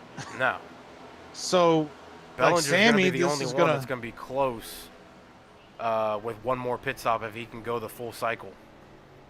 yeah, so Sammy, he can't make it. These guys, your leaders right now, they won't be able to make it. So I would kind of split it up and just run extremely hard, kind of like Bellinger maybe. Well, Bellinger can't, but Sammy right now, if I'm Sammy, I'm out there running qualifying laps, and I'm going like 20 to 24 laps on this run and pitting again, and I'm done for the night, because there's no benefit in running this from lap 55 or whatever, 45 to go, and trying to go 38 laps and then pit with 7 to go. You might as well run this thing ragged for 20 to 24 laps, the halfway of this run, and then pit again and call it good. That's what I would do. Yeah, I think it's gonna reset the field all around. I don't think 7 coming this time. I don't think the guys that we're seeing up front right now are going to wind up finishing up front because of the way that this thing's run out. The only thing that will help them is if there's a caution about 15 laps after they pit. Yeah, so Bellinger, once the 22 pits, should cycle through the lead. And then we probably will see Sammy Harrell be second, and he'll probably run down Bellinger first, and 22's then coming. the 22. Okay, yeah, so he's I don't know pitting if he's one gonna lap get slowed after down. the 7. He's on the brakes, smoking them. I don't know if he got slowed down. That's going to be close. Got to keep an eye on that, Kurt. That's for sure. Because Yeah. if he's got a penalty, this race could fall into the hands of Chris Murphy. That was close. I think I don't know. He I smoked the would tires. keep going an through eye there. and see if that car starts moving once those tires drop.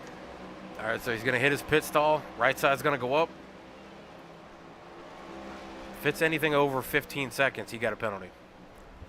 If he doesn't start rolling out after this left side drops, he got a penalty. And he's out, so Wow. no penalty. I can't believe he made it in there. Andrew Bolander took over the lead. Now he's going to hit pit road.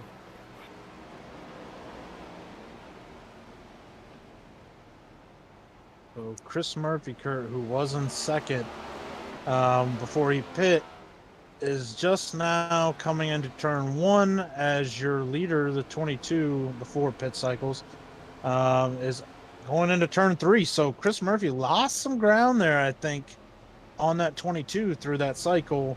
But Dohar, who has not pit yet, Kurt, is your current leader, hoping for a miracle.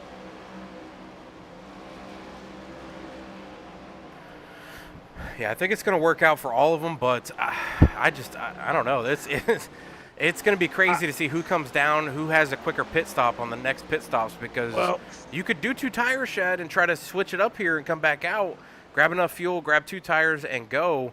If you could run, the 38 laps, that puts you about 10, 15 laps short.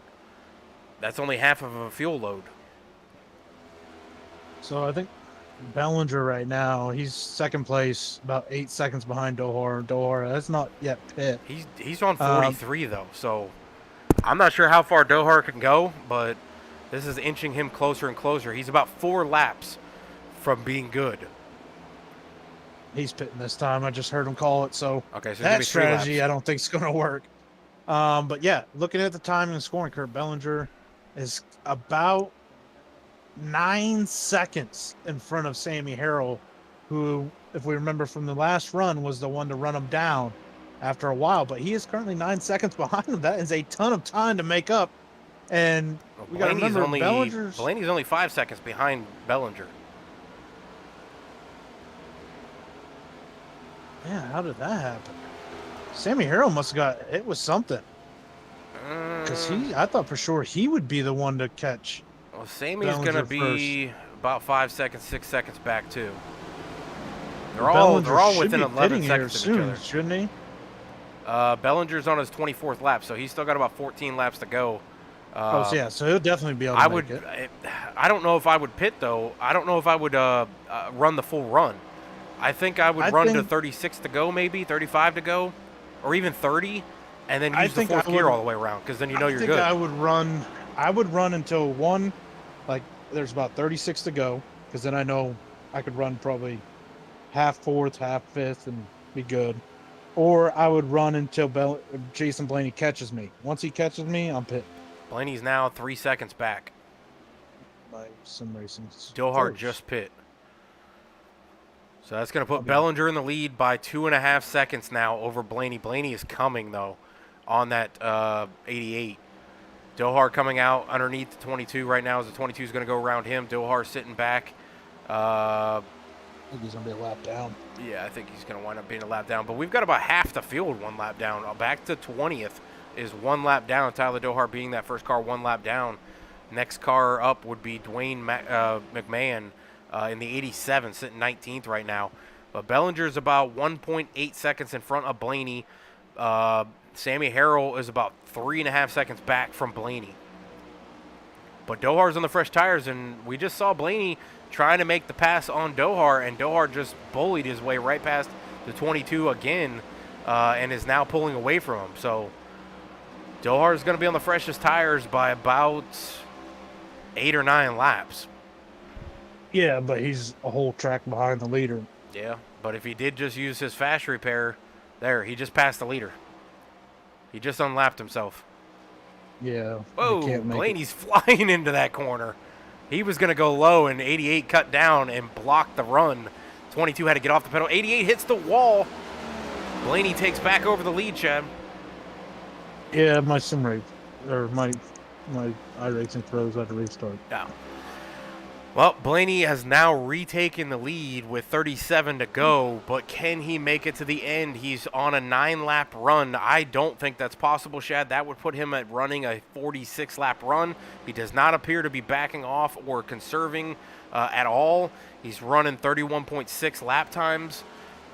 Bellinger's running 33 second lap times, and he's currently sitting second on a 29-lap run.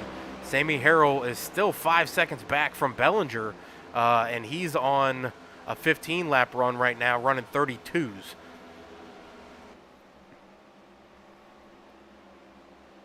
I think if you're Blaney, you lay down as fast as laps as possible, because you know you got to pit again. I think I'm back in here now. I think if I'm Bellinger, I pit. That's what I'm saying. It's 36 to go. He can make it from here on fuel. Unless he goes another 6 laps and then says, you know what, I'm going to stick in fourth gear the whole time and let it eat.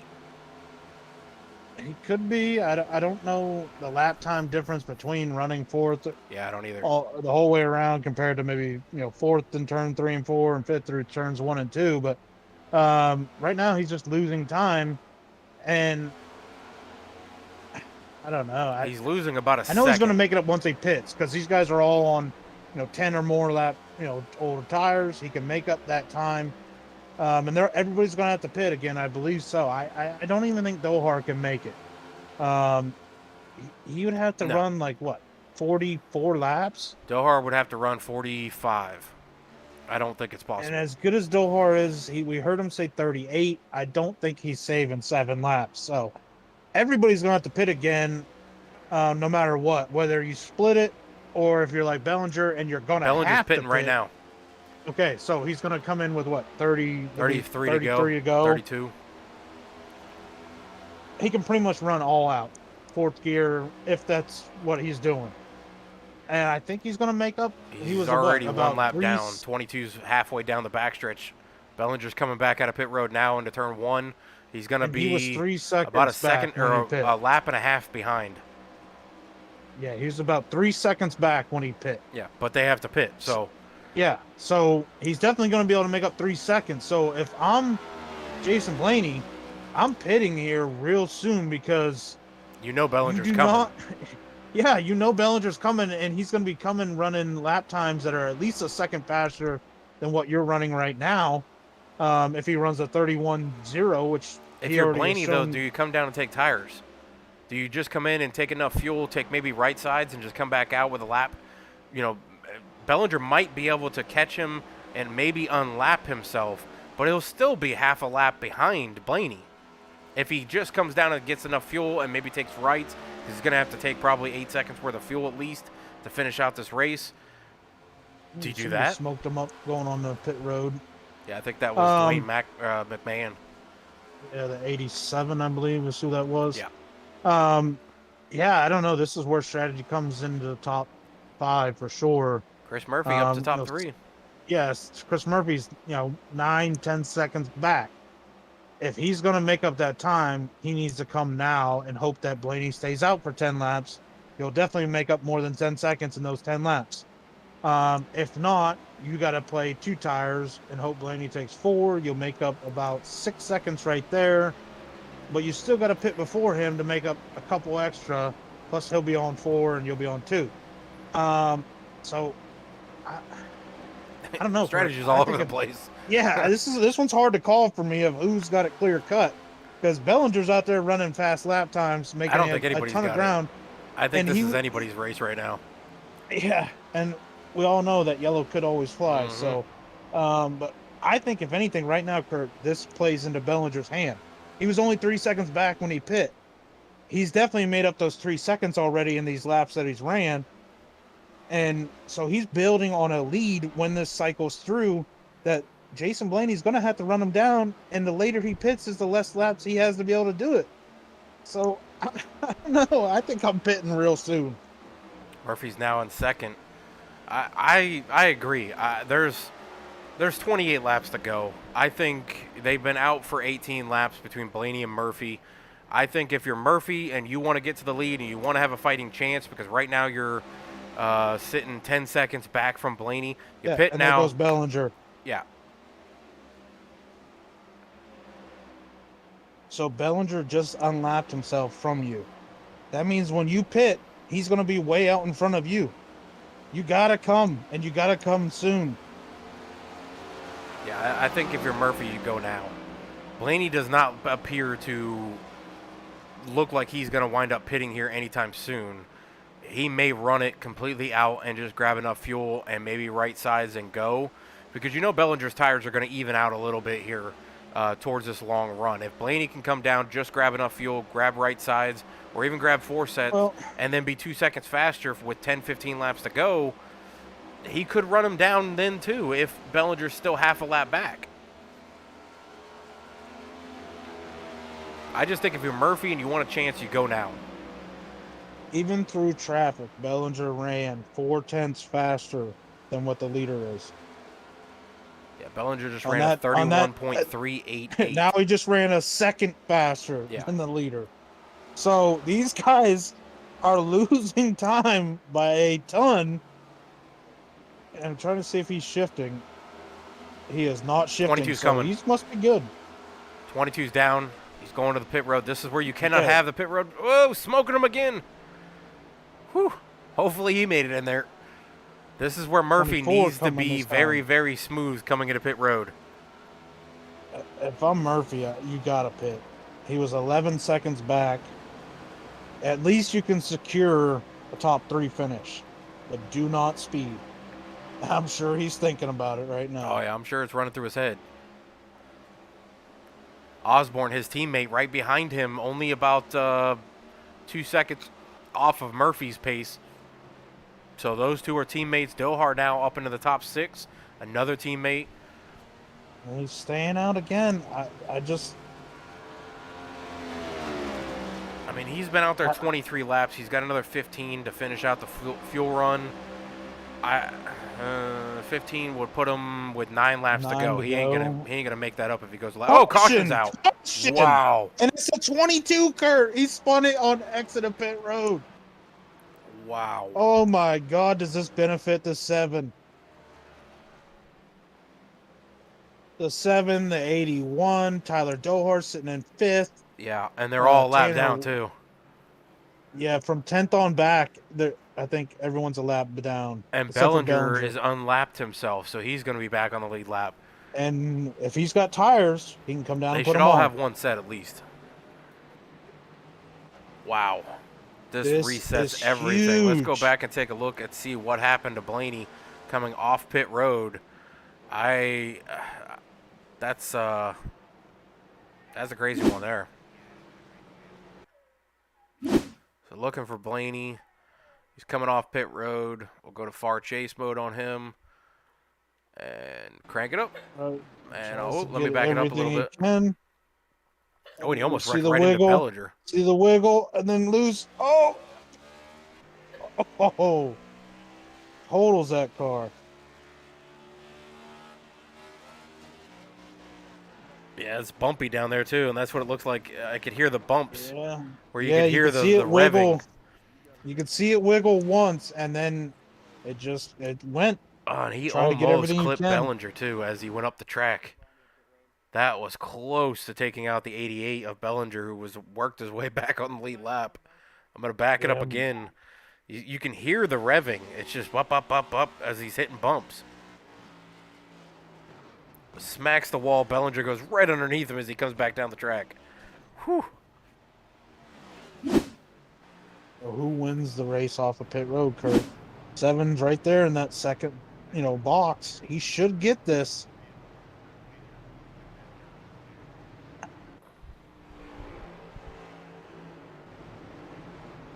Seven coming off pit road now. He's going to take the top spot.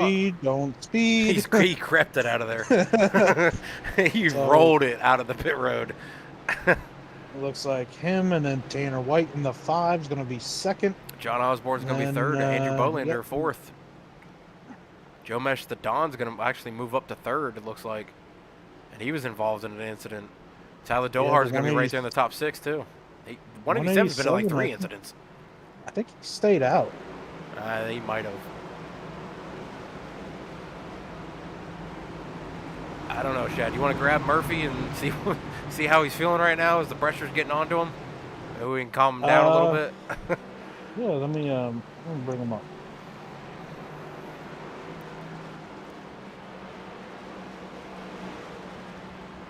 Oh, my button's not working, so I can't. You're gonna have to do it. All right. Oh, there we go. Is it working? Yeah, I got him. All right, Murph. We got you up here in the booth. Just want to know how sweaty is that seat that you're sitting in right now? It hasn't really hit me yet, because I thought my race was pretty much done when I got taken out by that car on the apron. So I was playing catch-up the whole time. We were watching you here. We've been pulling for you as you've been coming through the field. Shad and I both have been trying to figure out all these different strategies. It's been insane to figure out who's on what and who could make it and who needed to pit and what lap you were going to pit. And Shad was sitting here, basically screaming into the mic saying, Murphy, you need to pit. Murphy, you need to pit. And Blaney pits from the lead and spins it out on pit road. You take over the lead. Yeah, sometimes it's just better to be lucky than good. I was driving angry, and I was just going to drive until the wheels fell off it, and then I was going to pit, and hopefully I had the freshest tire outs at the end, and it just, everything fell my way right there, so hopefully I can put it all together for the rest of the race. Yeah, Murphy, I was sitting there like, oh man, he's losing a ton of time. He was 10 seconds back at the leader. The leader's going to come out and be even farther in front. You're going to have not enough laps to catch him. And then the craziest thing happens. The leader spins it on the pit exit and brings out the caution. And now the biggest break of the season so far happens for you. And you're able to come down, put freshies on, top off, put whatever fuel you need in. No pit road penalty either. Yeah, you didn't speed. So another thing checked off for this week is you didn't speed, and now you're going to be in control of this field with less than 20 to go. So I guess how are you feeling? Do you think you got what it takes to be able to hold this field off for these 20 or what 19, 18 laps? Yeah, I think I learned a lot on those runs there that I was driving real hard, learning how to save the tire at the same time. I was watching my time compared to the leader, and I was running very comparable times, trying to pass through people. So now that I got some clean air here, I'm going to do my best to stay in front and make it work. You got two teammates lined up behind you, but I got to ask, because we watched the pit road exit, how much did you creep that thing out of the pit road? Because it looked like you rolled it out of pit road rather than hitting the gas. I was going to make sure I was not speeding. I'll tell you that. It definitely looked like it on our screen, but good luck, dude. I'm crossing my fingers and toes, hoping that we're talking to you the end of the night. Bring it home here and fend off these guys. Thanks. I appreciate it. All right, Chad, send him back down as he's getting ready to go in turn 3 and 4. His pace car is going to duck on off here. He's got two teammates lined up right behind him, but he does have Tanner White and Andrew Bolander and Austin Walton, who all three have been very fast as well. Tanner White's been up here in the top 5 most of the night. I think that's probably the biggest challenger besides the two teammates right behind Chris Murphy as we're getting ready to go back green. As they go into the restart box, Murphy's going to have that jump, and there he goes, back green here at Kentucky. Yeah, great restart by Chris in that 7 car, able to clear the outside line and being able to get that arc going down into turn 1 as everybody else behind him is going to be side by side. Looks like his teammate John Osborne, that 81, going to also be able to clear that 5 and Tanner White, and he's going to be right behind. Murphy down at the bottom trying to wrap that yellow line. Osborne right on the back bumper of the 5 trying to make momentum up onto the back. Dohar trying to get underneath the 5 as they come through the front start stripe. 18 laps to go now, Shad. Can Murphy hold them off? And will a teammate maybe take that top spot from him? Well, the thing is, there's still 18 to go, so you can't push the car too much or you won't have anything at the end of this. So you got to go out here, you got to run smart, clean laps, not make any mistakes. And as you're seeing right there, Osborne drove it in too deep, went up the track, going to allow the 77 Dohar to possibly get underneath them. But no, John Osborne gets on that loud pedal quick and goes to the outside gets the and clears outside them. of that 7 car. We got 3 teammates battling, almost 3 wide as they go to turn 1. I don't think anybody's Osborne, giving it to anybody. He might want to think about his tires right now. He's kind of using them up out there. We know Dohar's definitely saving them. I'm pretty sure Chris is probably doing the same thing. So you don't want to be baited into, oh, right there's the lead, I'm going to get it, and go and burn your stuff off because... Don't look too far, Shep, but that 88's coming. Yeah, and we know he's not the person to save tires, so Tyler Bellinger trying to get up there. Might have been the leader if this all was going to cycle through, but luckily for him, he was able to at least get his lap back and be in contention. The only big benefit for Murphy is he's got 1, 2, 3 in teammates. So Bellinger's going to have to fight through teammates to get to him. I know Dohar's been pushing for Murphy to try to get a first win. You know Dohar wants to get that 4th win. You know Osborne wants to get his first win. Will they defend for their teammate, or will they battle their teammate and cause problems for Murphy? Well, Murphy, I mean, he was extremely fast. Started P2, had speed in qualifying. We know he's been getting better and better at saving tires right there with Dohar. So I don't think this is just going to be like, oh, they're going to back away, let Murphy get the win. Maybe Dohar would consider that because he's already got 3 wins. He's got 2 teammates in front of him that need a win, especially like Osborne, who's kind of sitting back towards the top 10 in points. But Chris Murphy kind of stretching it out right now over that 81. He's up to about 2 car lengths over the 81 car of John Osborne, as Dohar's still sitting there, though. I think Dohar right now is saving those tires. Maybe he is going to make a run at this later on, but here we coming down, Kurt. 13 laps to go. Yeah, Murphy looks to be hitting his marks perfectly. Has not made a mistake as of yet. Even when Osborne went to the outside of him, you think some drivers would get a little nervous with the guy to go to the outside. but it was a teammate going to the outside, so you know they're communicating. Osborne was not able to complete that pass. Dohar could have looked underneath the 81, but chose to back off and stay right in line with his teammates. Murphy, though, is hitting his marks 100% perfectly, Shad, as he's wrapping that bottom line. He's using all the tools that you told him or gave to him here. 81 now pulling away from the 77 just a little bit. Is Dohar maybe backing it off a little bit to try to get a big run? No, Dohar right now is under attack from the 2 cars behind him. That 88 almost got underneath him as they went into turn 3, and Dohar had to give up that bottom line. He couldn't run the yellow line like he wanted to through turns 3 and 4. So he's got to be careful with that 88. 88's trying to get up there. We know he's fast on short runs, but right now, yeah, the front 2 haven't really made too much of a big mistake. Chris Murphy definitely right now is hitting his marks, trying to hold on to that lead. As Kurt, we are 11 to go, 10 when we cross the line this time by. Osborne seems to be floating it just a little higher than Murphy and Dohar. I don't know if that's him trying to get clean air or if he's trying to carry momentum. Bellinger's now going to the top side as well, looking to almost try to get between the 2 teammates. Almost 3 wide as we come through the front stretch, Shad. Osborne, Dohar, Bellinger, 1, 2, 3 as we got 10 to go.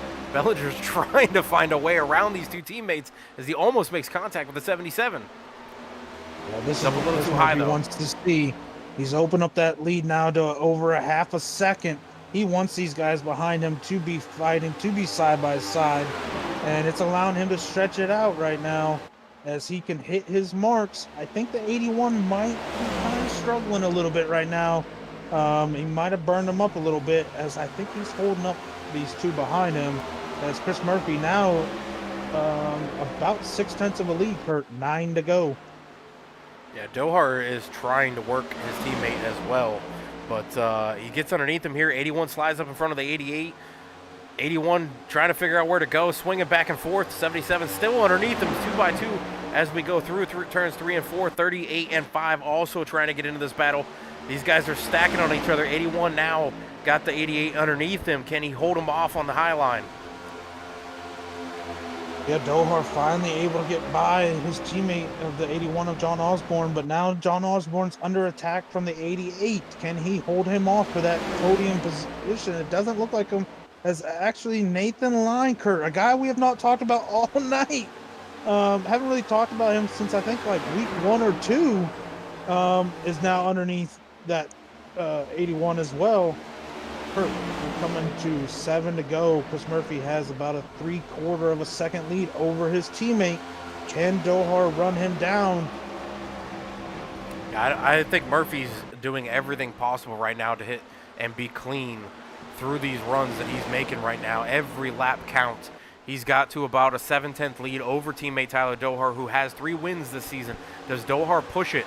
Does Dohar get up alongside of him and try to take the win away from him and go for his 4th win? Bellinger now has cleared the 81. The 81 now back in 5th, under fire from the 5 of Tanner White as Osborne slips to 6th place. Now you have Murphy as a leader, Dohar 2nd, Bellinger 3rd, Nathan Line 4th, Tanner White 5th, John Osborne 6th, Andrew Bolander is now up to 7th, David Mayo 8th, Austin Walton in that 9 car we've seen into a wreck earlier sitting 9th. Joe Mejdan we've seen in 3 incidents tonight, now sitting 10th. Jose Ruiz just outside the top 10, the other teammate of the 3 up front. Yeah, Dohar, Kurt, has brought this lead down to about 3/10 as they went through 3 and 4 there.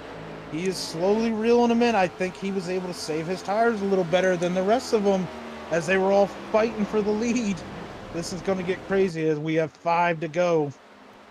Part of me really, really wants Dohar just to stay in line and let, help his teammate get that win. But, I mean, Shad, if you were Dohar, you were sitting on 3 wins, your teammate's in front of you, your teammate's sitting in 4th in the points, needs a win to climb back up into 3rd. Do you challenge him, or do you just ride behind him and do everything to defend to get him his win? You're a teammate of Murphy's as well, or you've been Murphy's teammate. Would you do that for him in this similar situation? If I had 3 wins, yes. And, I know somebody like Murphy could use a win at least to get up into the top 3 in points. He hasn't had the best of luck this season, but I mean, I'm not in the driver's seat, so what I'm seeing right now is it looks like Dohar's a little better through 1 and 2, but Murphy's a little better through 3 and 4.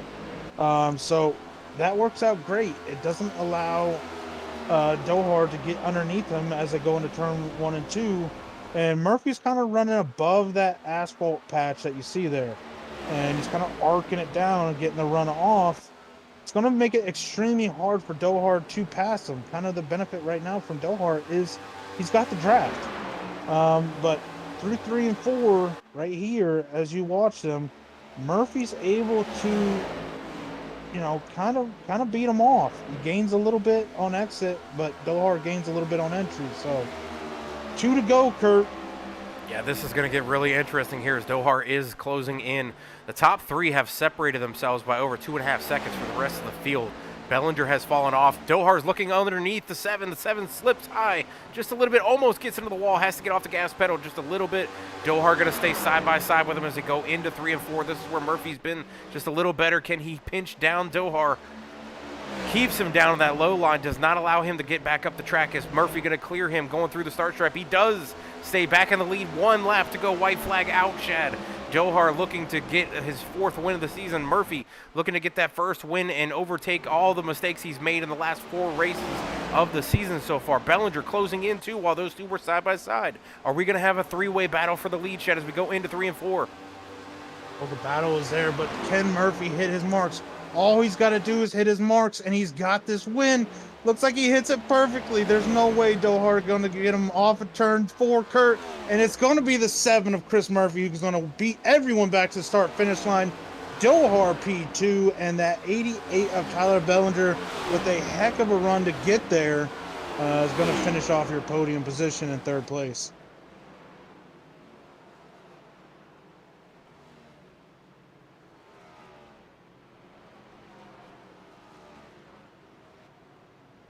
You there, Kurt?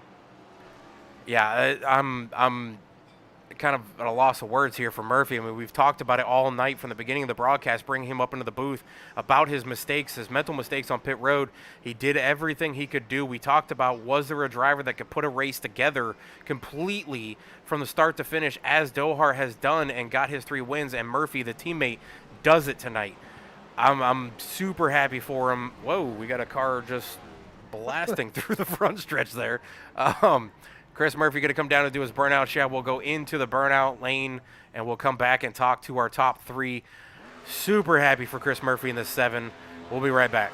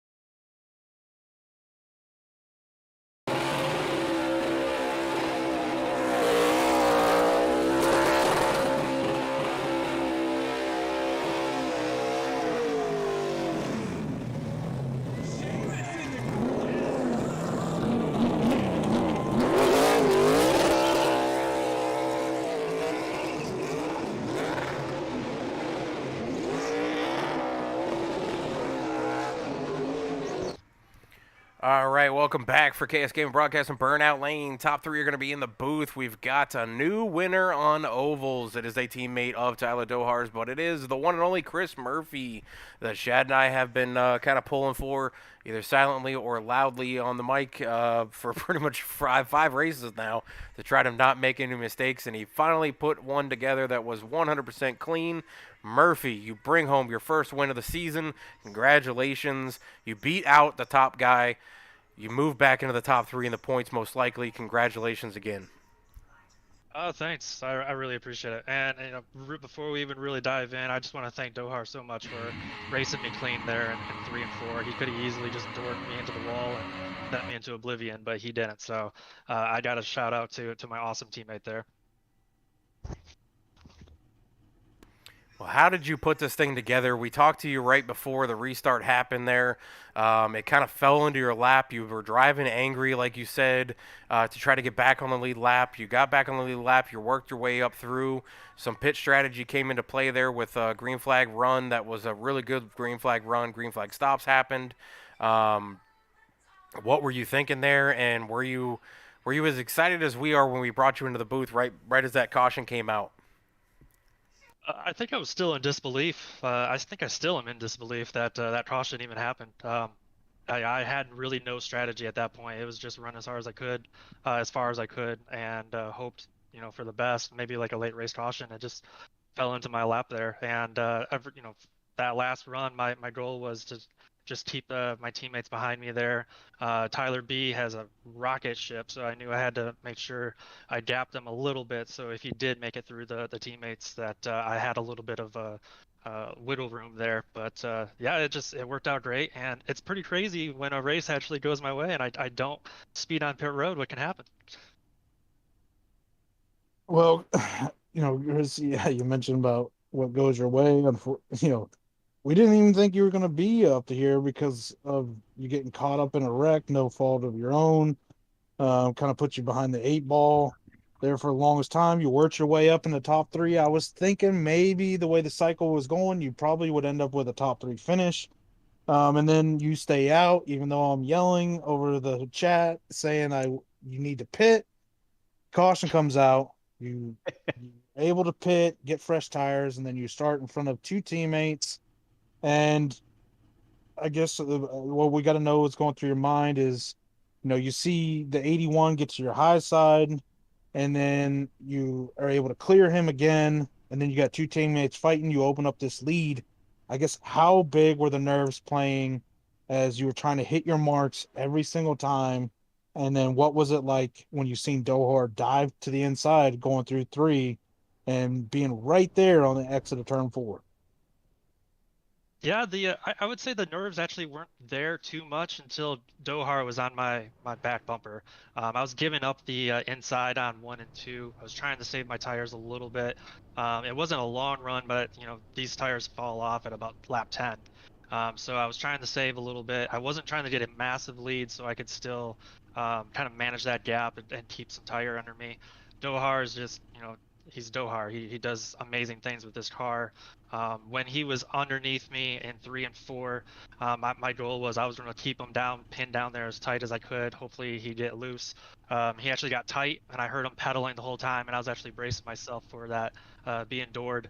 But he has amazing car control. I think earlier in the race he got hit and almost spun 3 times in 1 lap. And if he could do it then, like I knew he could hold it there. And once I got the clean lead at that point, I wasn't going to let him have the bottom anymore, and I was going to make him pass me on the outside. Well, Chris, I mean, this puts you back into the top 3 in points, most likely. If the points shake out the way that I think they will, you get your first one of the season. You get that monkey off your back. You get the full, complete run of no mistakes, no mental mistakes. We kind of harped on that a little bit, maybe teasing you a little bit as far as the mental just going into pit road and getting hit with those penalties. I think you've gotten hit at least twice in these first few races. A couple other drivers, obviously Bellinger was hit a couple weeks ago too, took him out of contention. You guys all put this together, and you take out the top guy, which happens to be your teammate. Now we go into next week's race. How are you going to feel going into there with this monkey already off your back and know that you can take a win from Dohar if you can put the full race together. To be honest, I always thought I could steal one away from him. Like I mentioned earlier at the beginning of the broadcast, I was running right up there with him in all the other oval tracks, just got in my own way. So I knew if I could put a race together, I would be able to have a good shot at taking Dohar down. And yeah, I practiced so much on pit road entry this week, last week.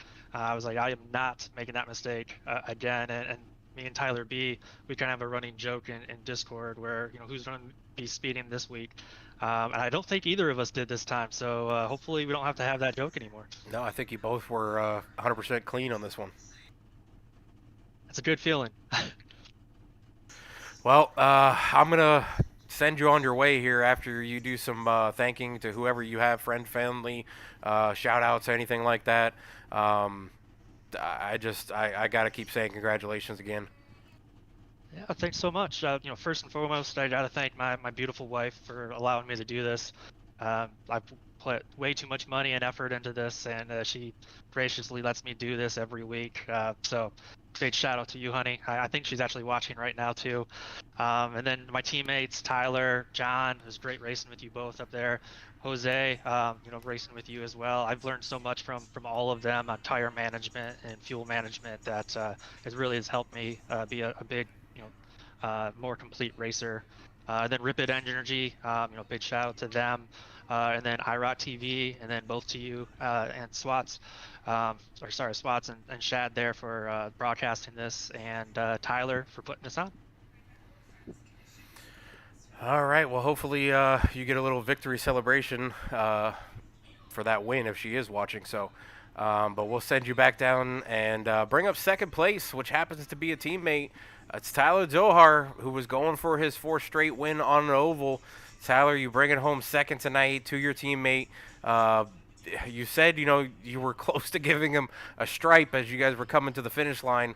How close was it to actually giving him that stripe? And was it in your mind, it is a teammate, or, is it every man for himself when it comes down to the end? Well, I was telling Murph, it was going to come down to the end. I was just trying to make sure that, whatever happened, it was going to come down to both of us. And I probably could have leaned on him a little bit more, but I didn't want to risk it just because we were coming to the white. If we were coming to the checkered there, I'd probably stay in the gas a little longer. But it is what it is. He ran the line he needed to run. He kept me pinned down. I had no drive off, and I tried to nail the throttle to try to see if I could get the rears to come around a little bit and drive off, and I just had no side force. He was leaning on me. So all in all, it was all right because honestly, we came out of the state a hell of a lot better than we were in the middle of it. Murph and I were looking like the odd men out there towards the beginning. Murph alluded to it, but from the string of like lap 23 to 25, I got hit in the left rear probably about 3 or 4 times in the middle of the pack after we had pit and topped off when some other guys didn't, and barely missed the accident, slammed the wall, broke the toe link on it, but it didn't give me a black flag. So I came in and fixed it because it was still 30 laps into the race. I didn't want to take the fast repair, so sat on pit road for a minute and a half. Got that fixed, came out. I didn't take tires, but I was looking at it, and I'm like, 90 laps to go. Okay, if I go 45 and 45, bada bing, bada boom, I'm back in. And then I was like, well, half the other field just took tires, so I'm kind of SOL, and I didn't want to come back in and just take tires at that point. So I saved them up in case we got more cautions, and we didn't. And we got that long green flag run, and we were like 20 seconds behind before people started pitting, but I was good on fuel. I could run the last part of the race hard without having to save. And so that's what I was doing, just trying to gap Blaney and gap Bellinger before they pit, and then try to keep as many cars between us as I could after they pit. And then I got that caution, which was good timing and bad. I think we probably would have finished about second. I think Blaney would have probably gotten us on the long run. But overall, I can't complain. I'm glad Murphy got the win. I know we needed to try to get him in points. Osborne's next. Jose lost some ground because he had to take a wave because he had just pitted when that yellow came out. So he managed to get back up to 13th, but it was just a struggle. I put us back there, made a strategy call, thought it would work, topping off there, and once you're back that far, it's just a hornet's nest, man. And I was just getting run over trying to take care of other guys, and it sucked. But I'm glad we could recover and finish second out of it.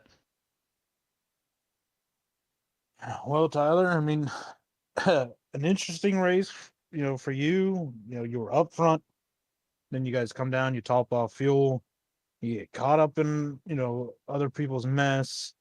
And then at one point, I told Kerr, I was like, look at the 77, mired back at like 22nd position, I think. And you weren't making up any ground. You were losing it. And I was like, oh my God, like this could be the week that Tyler doesn't even finish in the top 10, let alone a win.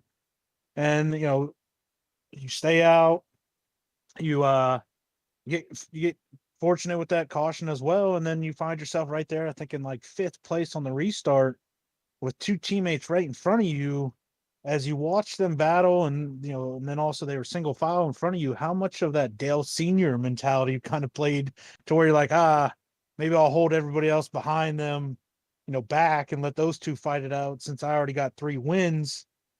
And then also, I guess once you cleared the 81, because it looked like John burned his stuff up, did you think, at that point, like I think you were about 7/10 behind Chris Murphy. Did you think there was even the possibility of getting to him? I felt like I could get to Murph. I felt like I was, of all of us, maybe next to Jose, I was probably the best on the long run. I just felt like, because of how I drove the car at this track, I felt like I was leaning more on the right rear than some other guys. I don't think we had the pace that like Blaney had on the long run, but I felt like short run pace, Bellinger definitely had it, but I felt like after about 10, 15 laps, we were okay. And then, after 20 is kind of where we excelled. But I told them, I said, I'll take care of you guys. I mean, we're teammates, let's battle. But, once I saw Bellinger like shoot out of a cannon, because I forgot he also had sets in the tires, because he was kind of on not the same strategy as us, but same tire strategy. He didn't take tires until his first green flag stop like we did. So I knew he had sets sitting in the pits, unlike some other guys. So he came back from like 9th or 10th. I think he got the wave around or got the lucky dog, and he was shot out of a cannon, and he got up to 3rd or 4th. And I was like, dude, Osborne, you got to piss or get off the pot. I got to go. And he opened up the bottom, and so I had to take it at that point. And, Bellinger was like pushing Osborne, and I'm trying to drive it into 3 and just get a center drive off, and I can't. And so I wasted a little bit of time there. But then once we started getting in rhythm, I felt like I was just, clicking away about a 1/2 tenth to 1/4 of a tenth every lap. And once I got to Murph, that's when he started running the middle more, and I was able to get the left front more towards the bottom lane so I could get a little bit more downforce and really suck up to him in the corners, and then also get some draft on the straightaways and not really have it affect the car in a dirty air sense. But we probably needed another 5 laps to work him over how I would have needed to, because it's not something where you can do it in 1 or 2 laps. You kind of need 4 or 5 laps to kind of work a guy over, set him up, and get the run. I really was trying to set up for a run out of 4 because I wanted the bottom in 1 and 2. And just how the circumstance was, I had to take the run that I had going out of 2, and just had no arc in 3 and 4. But I mean, all in all, a great day for our team. Our points lead is going to be massive now with Jose having a rough day. So we can kind of go into conservative mode and help these guys out, try to get Osborne now solidly in for the playoffs. Well, Tyler, I mean, this is the 5th race of the season. You have not finished outside the top 6 with last week's road course run. Besides the road course, you haven't finished outside the top 2. So your average finish has got to be right around 2.5, 3, somewhere right around there with that 6th place finish. I mean, even though you didn't get the win tonight, I still say it's a incredible feat to come back. Both you and Murphy, both being involved in incidents. Murphy being able to take the fast repair, you not taking the fast repair, just repairing your car and hoping and praying and waiting, and then finally able to get back up here. It's a testament to your guys as a team. The 3 of you finished in the top 4. I mean, we've had 1 or 2 of you in every single race that we've done here. That's an oval. So next week we go into another one that's going to be kind of difficult. I'm kind of wondering where we're going to finish out there with you guys. Of the guys that are still sitting here, I mean, Shad and I talked about this a lot, and a lot of it came down to with Murphy, with Bellinger, with Blaney, just a simple mental mistakes as far as pit road or pit strategy coming into play. Blaney, obviously one of the fastest cars tonight, again, led a lot of laps. Uh, Probably would have been the leader if he had not spun coming out of pit road late and brought out the caution and went a lap down. The rest of you guys were able to capitalize on that. I know Murphy said, it's better to be lucky than good. Is this coming into a luck thing, or are you guys just really putting it together as a group and communicating well and just, working the field? Well, I tell the guys, I mean, there's no reason we can't. If we execute how we know we can do, there's no reason we shouldn't finish top four in most of these races. We're very competitive guys. We're very even keeled guys, and sometimes that's to our downfall. I mean, when we were all back there in traffic, Jose was probably the most aggressive I've seen him. And Osborne is usually very aggressive on the racetrack and trying to get spots. And Murphy and I kind of took it easy and we bit the bullet on that. And that's kind of what got us in our circumstances to even be back there in the first place. But I mean, it's an execution deal. We live as a team, we die as a team. We had to split up the strategies there after the accident, and I tried helping those guys and tried coaching them to split the race into thirds, probably like you were doing, Shad, where, trying to tell them, okay, if you guys don't think you can make it on one, you need to split it evenly in thirds so you could do two and get the most out of your tires, like Bellinger did, because I thought that was the strategy to kind of put them in the best position. But they kind of did their own thing, which is, hey, it's what they got to do.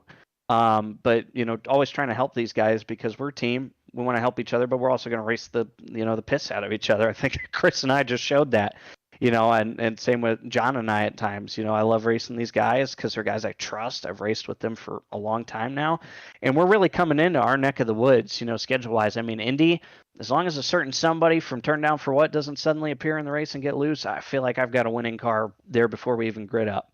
I felt so confident about that car last time we were there. And I know Murphy's got a fast car there and Jose too. So Osborne's the only one who doesn't have track time there, but it should be a good race. It's a loose track. It's in our wheelhouse. And then after that, we got Kansas. That's another solid one. Jose's coming off that win at the Turn Down for What finale, which should have crowned him champion. And then we got Murphy and I ran up there the whole time. And then we got Dega. And adding Osborne into the mix for a plate track, I think we got a good shot to run the table here in the rest of the regular season. That's what we're going to try and do. We're going to try and do that, and it just comes down to execution at the end of it. I mean, these guys are really competitive that we're racing against. We can't rest on our laurels and rest on what we've accomplished.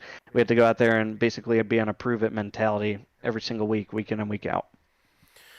All right. Well, Tyler, we'll send you on your way after you give us some shout outs. I know you got a few to always talk about here. Go ahead and do that. Yeah, I got to shout out, Filter Time, Blake Cook, as always, for supporting me. And then swag.biz, that's Sean Blanchard, if you guys know him from Shake and Bake, a great custom logo website and user interface. It's really awesome. So I always appreciate those guys for the support. All right. Well, Shad, we're going to bring up third place, and that's going to be another Tyler. But this is Tyler Bellinger coming up into the top three. Finally, we get to talk to Tyler. We talked to him pre-race. We talked to him a little bit during the race. Tyler, you you put it together. You had an odd strategy that we were trying to figure out, and Shad and I both were sitting here, and Shad's like, he's going to have a big lead if this thing plays out. And you were just ripping laps off, and just making passes on people. There was a few almost incidents there where you ran up on people on fresh tires, and they were just in the wrong spot at the wrong time, and you had to really watch what you were doing. You put it together tonight. You come home third. It's going to help you with the point standings as well, as you're the only driver splitting up the top three from being all three teammates. What happened tonight as far as you getting behind, and then how did you come up with the strategy to work it through to come back up into this top three and be able to talk to us tonight? Well, to make a joke, as a Kyle Busch fan, I got Blaney'd. No, I'm kidding. I'm a Kyle Busch fan, man, so I understand that. I was really, really proud of my strategy tonight. That team, Dohar, Osborne, Ruiz, and Murphy, they're really strong, and I'm super competitive, and I try to, stick my nose in there when I can. And try to break that stuff up just to, be out there and perform well and everything. I felt so good about my strategy at the end of that. When Blaney wrecked and brought out that caution, I think it was about 16 or 17 laps to go. And he was the one I was concerned with on beating me on strategy. And when he was coming out of the pits, I was passing him to lap him. So there's no way he was going to get back around to catch me, even with the fresher tires. I don't think. I mean, I can't say, Well, never. Before you blow past that, how much did you pucker when you saw the 22 go into the wall and come back down in front of you? Because you were the car that went Dude, right underneath him as he I'm wrecked. telling you. What can Brown do for you? That's the car I drive. It wasn't pretty. I wasn't worried about wrecking him or wrecking into him. I was more like, well, son of a gun. There goes my strategy, because I was sitting 10th when that happened, and I would have cycled out just fine. Or I'm sorry, I wasn't sitting 10th. I was leading, and I had to pit, take tires, because I knew a couple guys had just done that. So I lost a lot of track position there. But it was tough, man. I mean, if that had just stayed green, I really felt like I was going to bring home the win tonight. The strategy kind of fluked on me. When I was leading the race and everybody pitted about lap 27, I was thinking about pitting if they did, and decided not to. And then they all did behind me. I'm like, son of a gun, they're gonna really screw me on strategy, because we were getting a few cautions early on in the race. And then I was like, if this doesn't, go green the majority of the race, this is not going to work out for me. And then it did. So that actually worked out really well. But I was on a completely different strategy about 10, 15 laps of that team right there.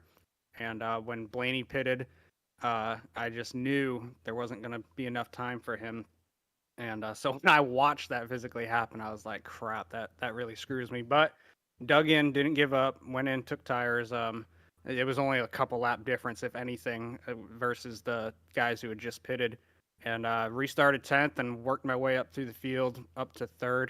I definitely thought I had something for them, but when Osborne and Dohar got side by side, I was like, oh, I was listening to your broadcast, and you were talking about how much they wanted to get Murphy a win. I'm like, you guys are sitting there side by side trying to stop me from getting up there. So I'm sure you watched it. I poked my nose in there 3 wide for a second. We saw it. And they squeezed me so hard. I was like, if I wasn't running the league with Tyone, I might not have lifted there. But as an admin and a co-league owner, I'm like, I better not do that. That's not a good look for the league. And we've had fantastic racing all season. This was the most cautions in a single race we've had, and it really wasn't even that bad. 34 cars on track. It was phenomenal. Super excited to finally get a top 3. I felt like I've had a really good car all season. This is not a car I'm comfortable with. I'm very new to it. I did not race it prior to this league. These are essentially my first races in this car, so I really thought I was going to be more of like a 10th place car this season, and my goal was just to get better throughout the season and feel comfortable in it. And started out strong. I came into this race 3rd in points. I might still be there. I'm not sure if I led the most laps or not, but it was a good battle. But it got real hairy though when they got side by side, because I was faster at the time, and like Dohars told Osborne, you need to go because 88's coming up on you. And I really thought about trying to push it real hard, but I didn't want to be the reason for another yellow there at the end. So I lifted. I was able to. I didn't know who to follow, because I wasn't sure if they were doing some gamesmanship, trying to hold me back and let Murphy run away with it, or if they truly were battling for the position. So I felt a little more confident trying to get around Dohar if Osborne was able to clear him on the outside. So that's where I went. That didn't work out that way. I did get around Osborne, but when they got side by side there, I think they actually did touch. And that's kind of what I was hoping for. I was laying back. I knew even if I caught them with how fast they were and how even our tires were, there was no way I was going to get around them. So I was really just kind of hanging back and hoping they'd make a mistake with each other and maybe be able to capitalize on it. But overall, good day. Can't be too upset. Mixed emotions, happy and a little frustrated at the same time after that late caution came out. But a good day for the UPS car. So we'll move on to Indy next week. Oh, Tyler, I mean, yeah, I was watching the strategy, and it looked like Blaney was going to be the only car that could be close to you when it cycled all the way through. And, he unfortunately tried to push it too hard on the exit of pit road and loops it and wrecks into the wall and ruins the whole strategy game, at least for you. And but yeah, I mean, you showed speed. You were really quick on the short run, and there towards the end, you still were right there behind Delor and Murphy, and just one of those things where unfortunately, with the way it cycled through, it caught you behind the 8 ball, and you had to start 10th. But overall, a great night for you. And I guess my only question to you is, next week we go to Indy, uh, fast, long straightaways, and four legit turns that are flat and loose coming off, and you really got to push it, to where you're right next to the wall, especially through each short shoot. So I guess my question to you is, how do you feel about Indy, and how much track time, I guess, have you ever had in these cars at a place like Indy? Well, in these cars, 0. So that'll be interesting. I have raced Indy a couple times. I believe just in the ARCA cars, and had a lot of success there. I felt pretty comfortable. It's a track I like.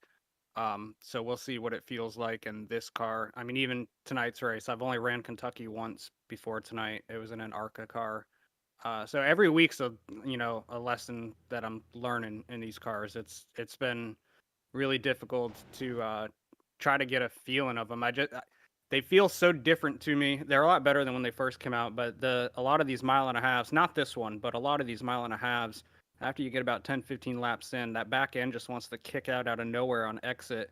And in any other car, you can kind of catch it. And in these, if you try to catch it, you're snapping right and turning right for Dale. And that's been something I've been trying to get used to in them. So I haven't run any laps at Indy in this car.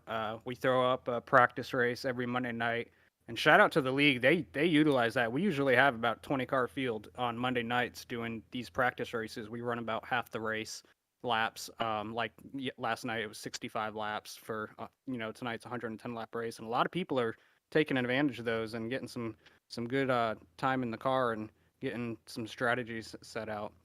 But yeah, we have a really good league here, man. A lot of fast cars, a lot of good teams too. We have two really solid teams that are in this league, which I love to see. It's extremely stiff competition, but anybody that might be feeling a little down with how they're doing or whatever, take the strategy I took when I started iRacing a year ago and watch those guys and learn from them. It's always better to race in a league where there's guys better than you if you want to get better and continue to improve, and that's what I've been doing. So I see these guys, they're going to want to take top 4 in the championship, as a full team, and hopefully I got something to say about that. All right, Tyler. Well, congratulations on the top 3 finish. It's definitely going to help you try to stay in that top 3 spot. Any shout outs for you? I know, you're the owner admin, so we definitely appreciate you and the other Tyler that do everything you guys do to put on a show for us to be able to watch and be able to call for you. Yeah, huge shout out to Tyler Tyone. He's my partner in crime. We built this thing from the ground up, and I feel like we've had some really, really good success early on. I really feel like this is something that we can continue to build, and people know the name of, and I couldn't do it without him. So appreciate him. Appreciate you guys for coming on board and broadcasting this season. And I know it sounds cliche, but honestly, everybody in the league. I mean, we have great turnouts every week. The races have been phenomenal. A lot of respect, a lot of give and take, and clean driving. People understanding their skill set and how to handle that and everything. We've had some really, really good races this season. So, looking forward to continuing and moving on into the playoffs and setting up for season 2. So, just a shout out to everybody, man. All right, well, that's Shad. That's gonna wrap it up for us tonight. Great racing here at Kentucky, a track you really like. We've got Indy coming up next, then a track that obviously you love, being Kansas. I mean, we've got our first different winner on an oval. Um, could this trend continue, or will Tyler be able to restart and start racking up some more wins? Um, you hear the teams talking about trying to help each other out and to help each other get into the top spots for the playoffs. Um, I'm interested to see if maybe Blaney or one of those guys in that team can, not have those mental mistakes as well. They didn't have the pit road strategy problems or anything like that tonight. Tonight it was just pit road exit, trying to get a little more than he could coming out of pit road, and you could hear that car just over revving as he was hitting the bumps down there on the apron, and it just shot it to the wall. But Blaney has been fast every single week that he's been in a race. I feel like he's right on the verge of getting that win. I thought it was tonight, but pit road obviously grabs another driver and pulls him away from a top three. We've got next week going to Monday night for AER. We come back here on Tuesday for Velocity. Tune in both nights. Got a third league coming in here probably in a couple weeks, and then we go back to turn down for what on in February or March, I think, or something like that. But it's been a crazy race tonight. I think both of us were very confused on how this thing was going to end. And there was points where we were going back and forth saying, I don't know who's got it. I think it's anybody's race. So this thing was crazy. Yes. I mean, the strategies were all over the place. There was only maybe a handful of guys on each different strategy. It looked like the way the cycles were going to go through, Bellinger might have taken it. If not, maybe Blaney, if he would have been able to run him back down, but he was going to be tight on laps, being able to do that. And then you got the late race caution that everyone dreads because it throws a wrench into everybody's strategy. And it paid off, for a few, being the winner of tonight's race. And, now next week we go to, the biggest track as far as fans that NASCAR goes to, and that's Indianapolis with, two long straightaways where the exits of turn 4 and turn 2 are vital. If you're not carrying the speed on exit of those turns, you might as well pack it, because those straightaways, you have to be getting very good exits and carrying that speed down those straightaways. But then, you're going to be pushing, upwards of 190 miles an hour going into turn 1 or turn 3. You got to get that car down to like 160 and be able to make the turns and have good exits going through the short chutes. So, Indy is a place that I love. It's a place that, it's very tricky. It takes a while to get a handle on it. And, with these cars, they do get extremely loose on the exits of turn 2 and turn 4. So I kind of expect the same as what we've been seeing. Those guys that can save tires, the guys that, can put a whole race together, are going to be the guys that we're going to be talking to at the end of the night. Now, whether or not, that's Dohar or Chris Murphy or Bellinger or a guy like Jason Blaney, who probably should have won Vegas, but strategy bit him. Probably should have won tonight, but pit road exit bit him. Maybe he finally puts it together and gets his first win of the season. So it's been crazy. The fact that we're 5 races in already, and we only have four more races. 3 different winners and 4 races left, I think. Yeah, so the last 3 races we've had 3 different winners, one being a road course. And then, we got 4 more races and then we start the playoffs. So every single point from here on out is going to be huge. And you've got to be one of those guys that, is finding themselves in that top, what is it, 10, I think it is, or 12, and, to be able to compete for that championship. So it's getting exciting, and it's crazy to think, Kurt, that it's, we're getting towards the halfway point, and, it's going to be ending here soon. So I'm definitely glad to be on the, in the booth with you and calling these races, and glad to be back after unfortunately missing last week at a road course, which I'd have loved to have been able to call. But I'm glad to be back tonight, and look forward to next week. Yeah, I do apologize to both Tylers and all the drivers and fans and stuff that were watching last week, or that wanted to watch last week's road course. Unfortunately, COVID bit me over Christmas, and I just was not able to go into last week. It would have been probably a blank broadcast from me, and Shad, you'd have had to probably talk the entire time because I didn't really have a voice. So do apologize for that, but coming back strong tonight. We've got a handful of races left before we go into the playoffs. Definitely getting exciting, like Shad said. Tune in next Tuesday at Indianapolis, and we'll see if we get a third different winner. or a fourth different winner, or if we have another multi-winner, or if Tyler Dohar can reset himself and go back into Indy. He sounds excited for Indy, kind of calling his shot, saying he might have a winning car before we even grid up. So we'll see what happens, but appreciate all you guys out there that viewed tonight, and we're out in the chat cheering your your family members or friends on, and we'll catch you guys later. Thank you.